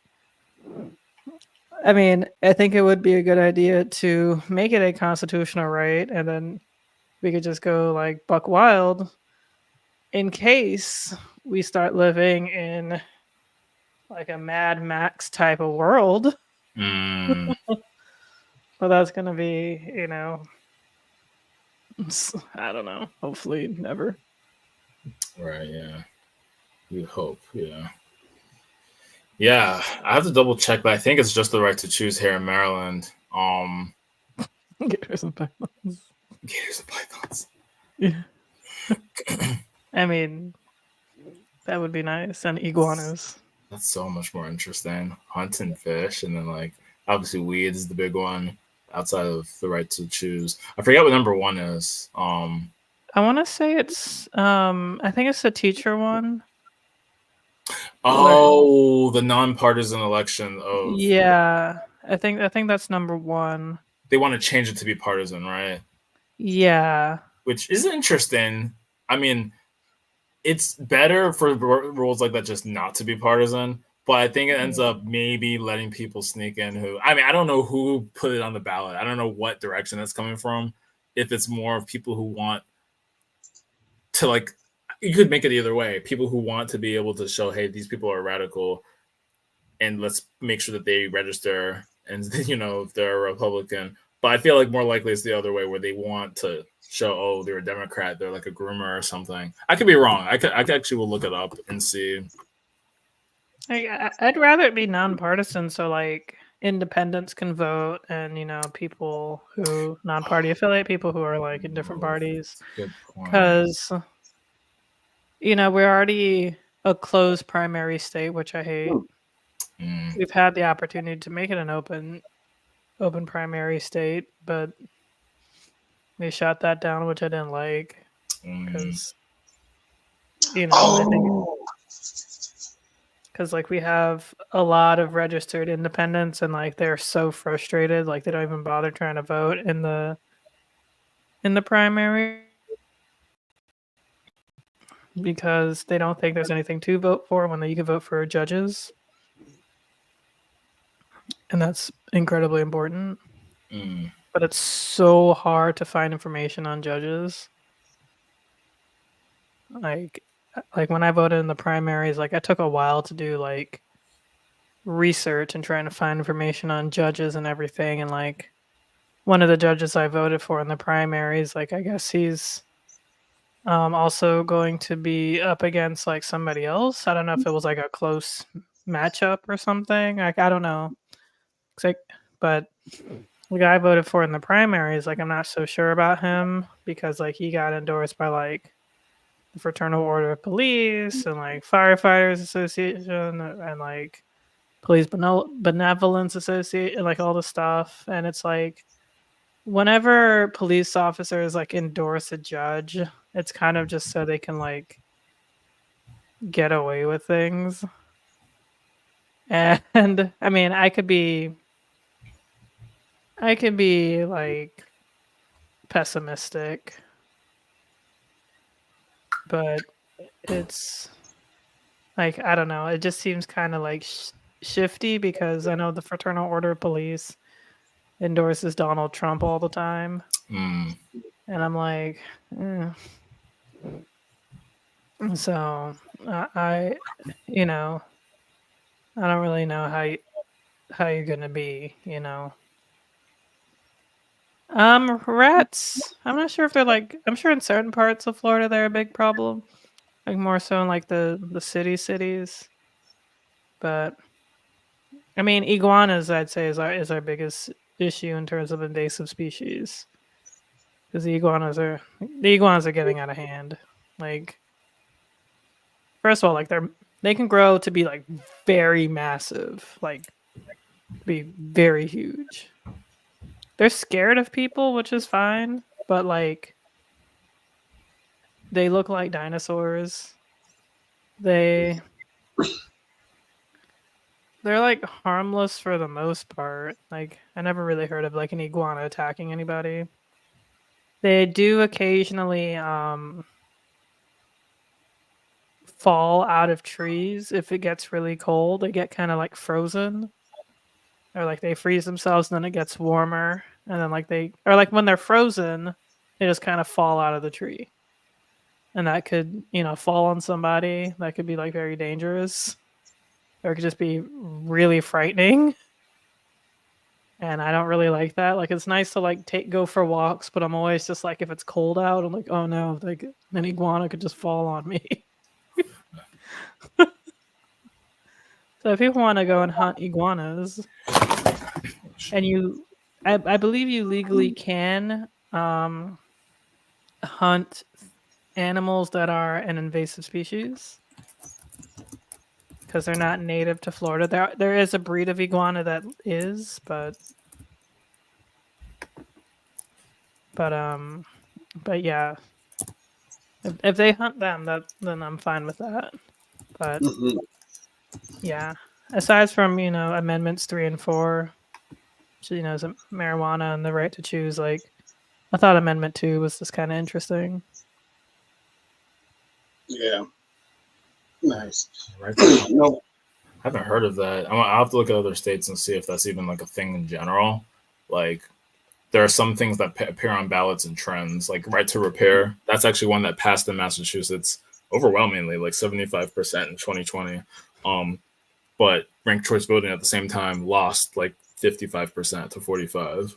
And I voted for both. Cause like right to repair sounds right. Like let independent car dealers be able to do stuff instead of having to like only have the big name dealerships.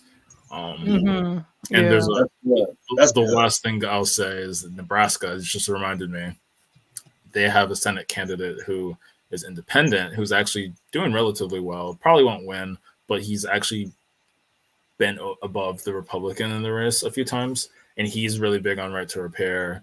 He's actually pro-choice, though he talks about being personally pro-life. Probably a bit more conservative on like immigration, but he mentioned that he would actually just caucus with nobody. He's like, I'll just be an independent and caucus with nobody. That would be very interesting if Dan Osborne wins that race. And so the fact that right to repair is like a big thing he's running. Oh, because he led a strike, so he's really big in labor. He led like a Kellogg strike in like 2021 or something, and so he actually, I think he got fired at some point, but like he was a hero locally for leading a successful strike. So it's kind of interesting to see what issues might animate people outside of the normal sort of issues that you will see on the debate stage or in a campaign. And I'll just look because I'm kind of interested. California is a state that always has a lot of interesting amendments. That would be interesting to kind of see what's going on over there in your neck of the wood, Rocky. I know, like Forward, they were talking about. There's a lot of like ballot initiatives for ranked choice voting that are popping up in different states, often many times in cities, which might be how you have to do the battle. Let's get it done city by city, at least just so that it's more normalized. But there are some states going to push it, so I think that's good. Like, I would say that's the biggest thing. Like, I don't follow Forward like very like religiously or anything like that, but I would say the biggest thing they could do are the open primaries and ranked choice voting. And I support being able to see. I know some people have different opinions about the two, but I like the idea of independent redistricting is the other big one. But anyway, don't get me started about all the reforms. Right. I know. I was just on. I'll say this last little bit, and then we'll segue from here. I was on Ballotpedia. Yeah, Ballotpedia. Just kind of looking at the last few amendments to the Michigan Constitution, and all three passed. One was the actual change in term limits for the Michigan House and the Michigan Senate. So rather than each person have, like, if you're running for the state Senate, you get 2 4-year terms. Or if you're running for the state house, you get 3 2-year terms. So a total of, saw that right? 3 2-year terms. So 6 and 8, where no matter if you're going house or Senate, the total amount of years you can be in to combine is 12 years. Once you serve your 12 years, you're gone. You're out of there. You can't run no more. Like, that's good. I know the big one was the protections of reproductive freedom. That one passed. That one passed very well. 57% said yes. The term limits for state legislators, that one passed by 66%. And then there was some changes to the election and voting policies that made voting here in Michigan a lot easier. That one passed by 60%, if I saw that right. Yep, that one passed 60%. And so a lot more, especially with the absentee voting, mail-in ballot voting.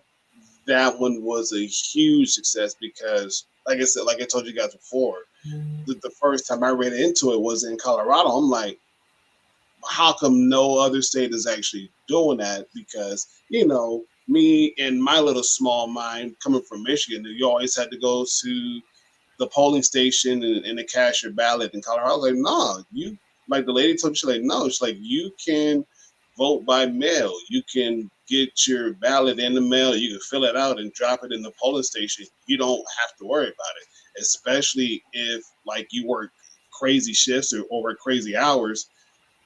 You could do it that way. I'm like, that is smart. How come no other state is doing that? So ever since we moved back to Michigan, that's all we've been doing is voting by mail, and it's very convenient. Less headache. You get a chance to kind of look over your ballot, look over the candidates Mhm. who's running, do your research, see what they're standing for, and just to kind of understand what the candidate is looking to do, wanting to do as they're in their respective offices, give them a chance. And so I think this year, my ballot is going to look very different from previous years. I will let y'all know. But yeah, it's going to look very different.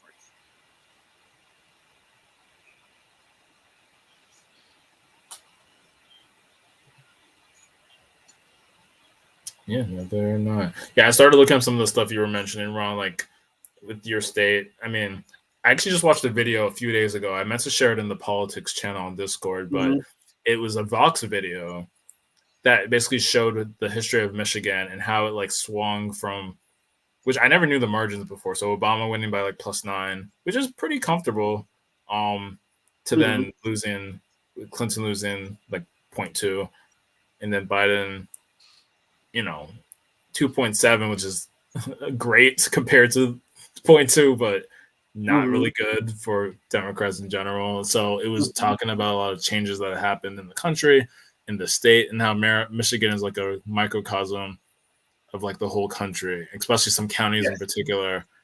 Because apparently Michigan literally tracks presidential elections in terms of like the winner, and they vote very close to the average of the country or the median of the country. Yes. And I was like, this is actually very interesting. So one of the things mentioned was the ballot question that created the independent redistricting. I didn't know I didn't even know that they had that. I just thought that Michigan flipped the House or whatever chamber they flipped. I think it was the state legislature, the House. I thought that just happened from like a wave of like, pushback from the nonsense of like the election deniers and stuff. But apparently there was actually a redistricting that happened, and they won 56 seats out of 110, which is insane. That's literally, I mean, I guess if they won 55 seats, that could have been a majority. Maybe if having the governor and the Senate blue, I don't know how the rules in like state chambers work. If it becomes a majority, if the leadership is blue or the same party, the way that the Senate does in the U.S. with the vice president being a tiebreaker. But the fact that it was 56, I was like, that is beyond insanity.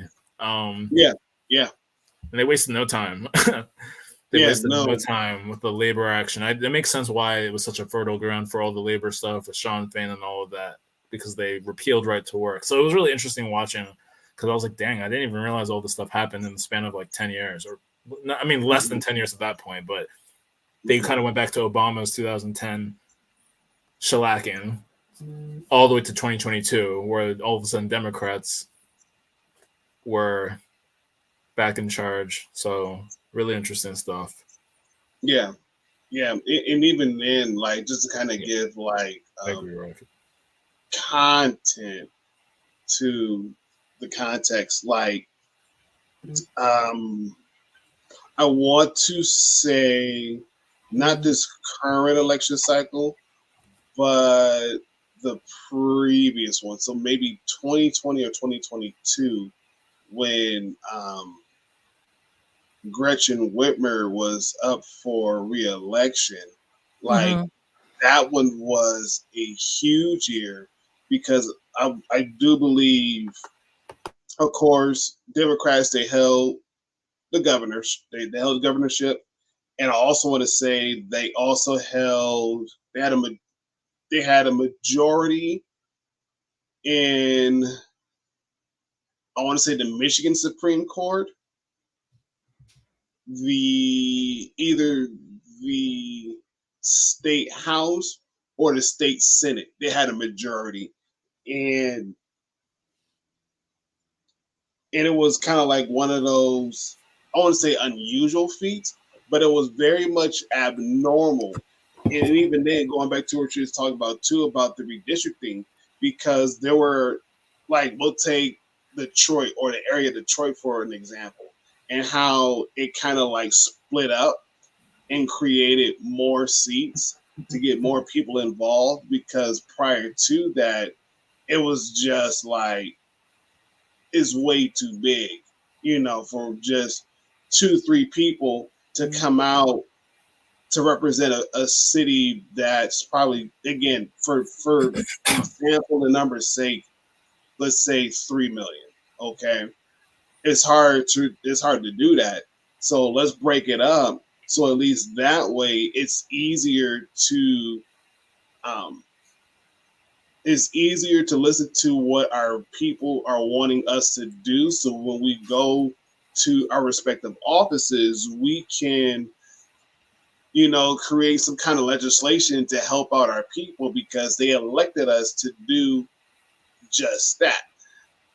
And again, like I said, that's not the real number, but just kind of for um, figurative speech, it was huge. It was huge. And even then, looking back, like what Toby was saying, looking back at the 2020 election, how, again, Detroit area, how it pretty much it went blue, but when you broke it down county by county by county within that area, you could tell how a lot of it shifted from it went red to blue in some areas, and even then there were some areas where it went from blue to red. And so it's like, okay, we got a nice little mix going on. But overall, the majority were like, yeah, nah, we can't do another 4 years of this goofball. Like, let's get Biden in there. Let's get Biden in there, and let's do what we got to do. And for the most part, what I can say from Michigan, pretty well so far. Pretty good. They've done a solid move. Hopefully, they can do another solid move. Otherwise, I'm going to be mad at Michigan for another 4 years or another 2 years. But yeah, I'll be mad.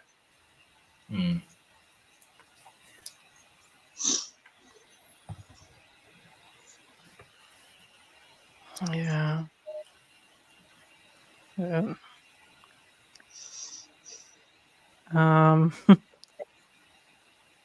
you think we should bring the stream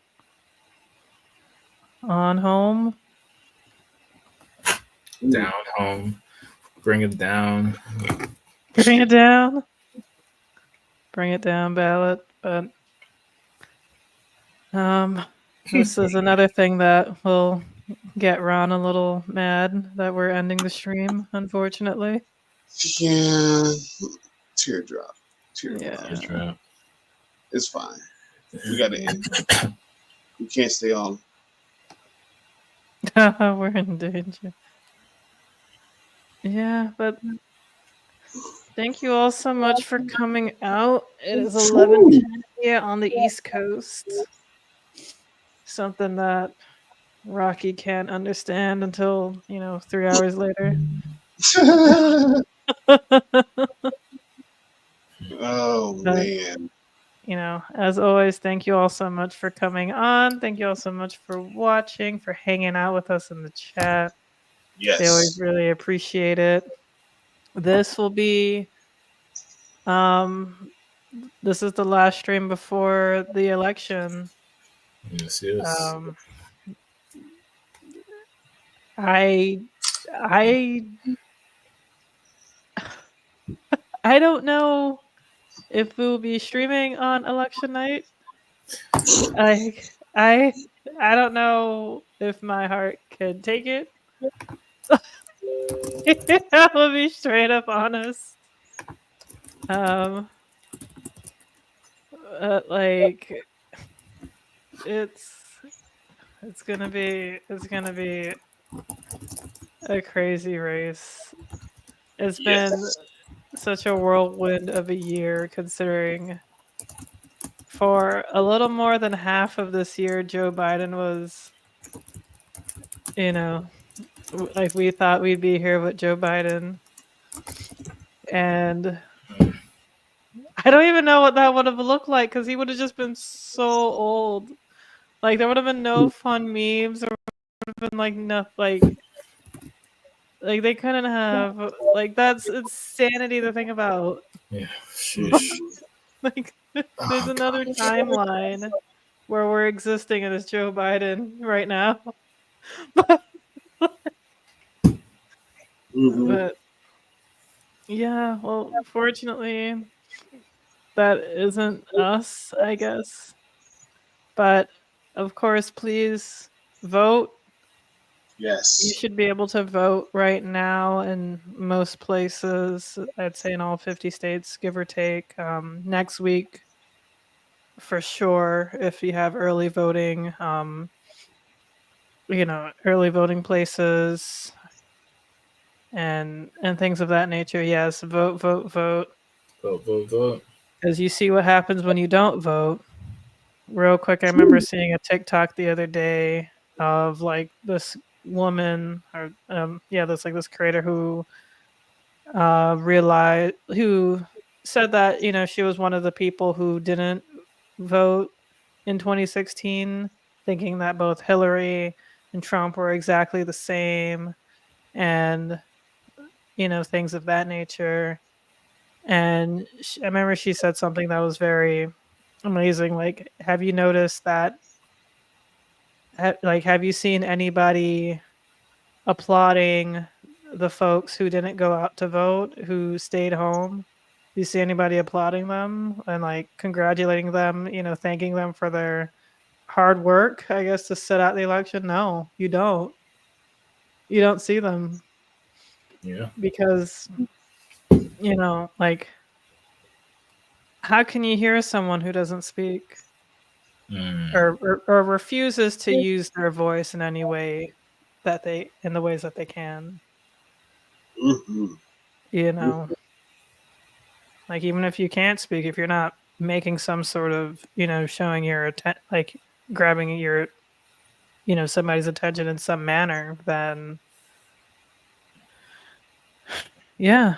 I forgot how that quote goes, where it's like, if you don't say anything, like your oppressors will say that you liked it, however they treat you, something like that.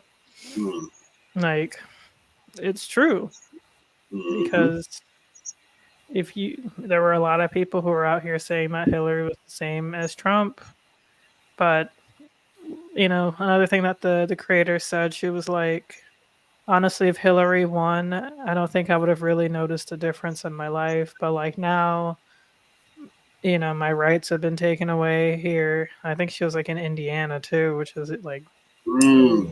very serious. Like I don't think that Mm-hmm. would have happened. We wouldn't have gotten like Roe v. Wade wouldn't have been overturned. Yeah. LGBTQ rights wouldn't,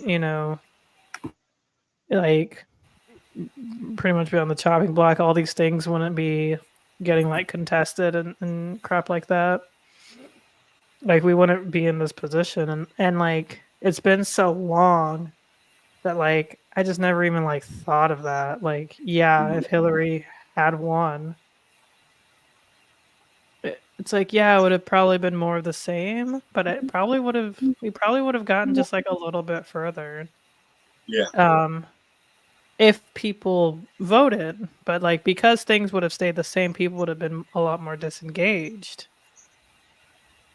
So, Trump winning made me a lot more like engaged in politics and seeing like what is it that I can do. Like I joined like the I would go to like my county's Young Democrat meetings. Um I'd go to some in the county north of me, Palm Beach County, because that's where I was working at the time. That's where I met Omari Hardy, who went viral over the pandemic for um, getting on the other like city commissioners of Lake Worth about having people pay their light bill. And Mm-hmm. he was saying like, no, like this is gonna be like these people's last check.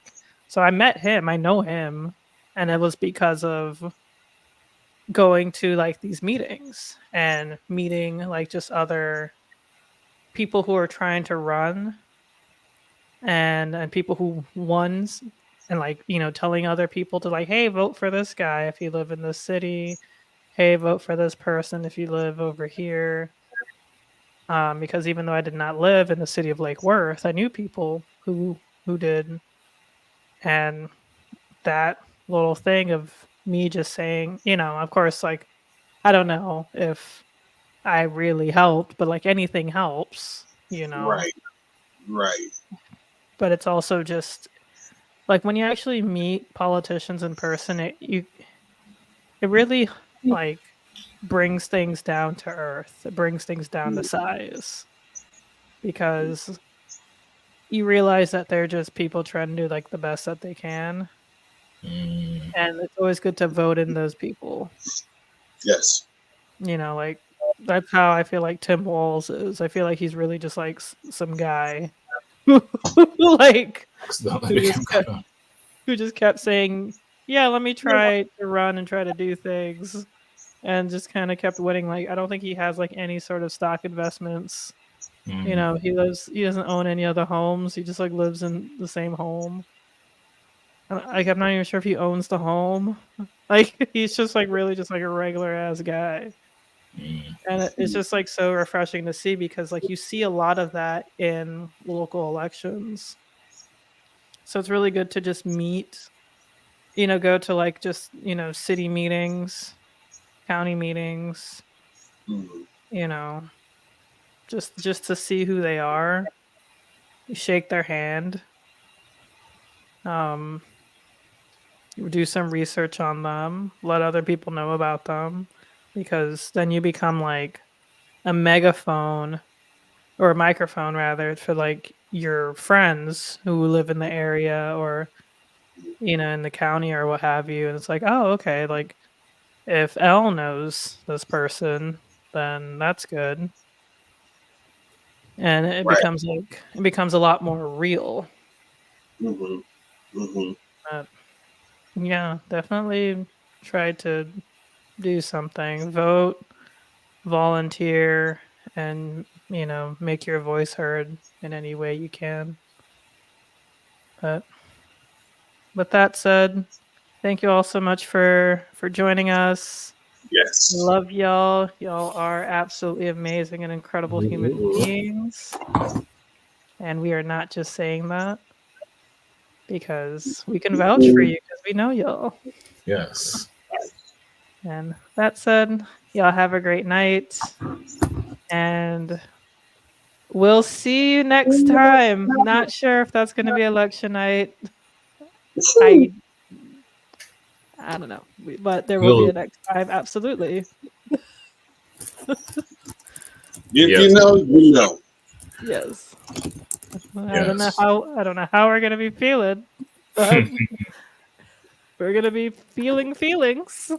Mm-hmm. Mm-hmm. Yeah. That's it. Good night and take Nice. care and Peace. enjoy. Ooh. Okay. I meant to I forgot to mention that earlier, but so I'll get my little taste of Philly for our conference, but I'll get my taste of what things will be like in the area politically as well. Yeah. Yeah, Philly's cool. I'm still considering moving there. Be my Mm-hmm. first time in the city, which would be cool. Mm. Well, good night. Yeah, get with Chad. Try to see if you can Yes, Yes. meet I'm up with gonna. him. Yes, Discord. I actually need to for Yeah, for sure. Mm-hmm. message you. Yeah. Good night, y'all. Night. No.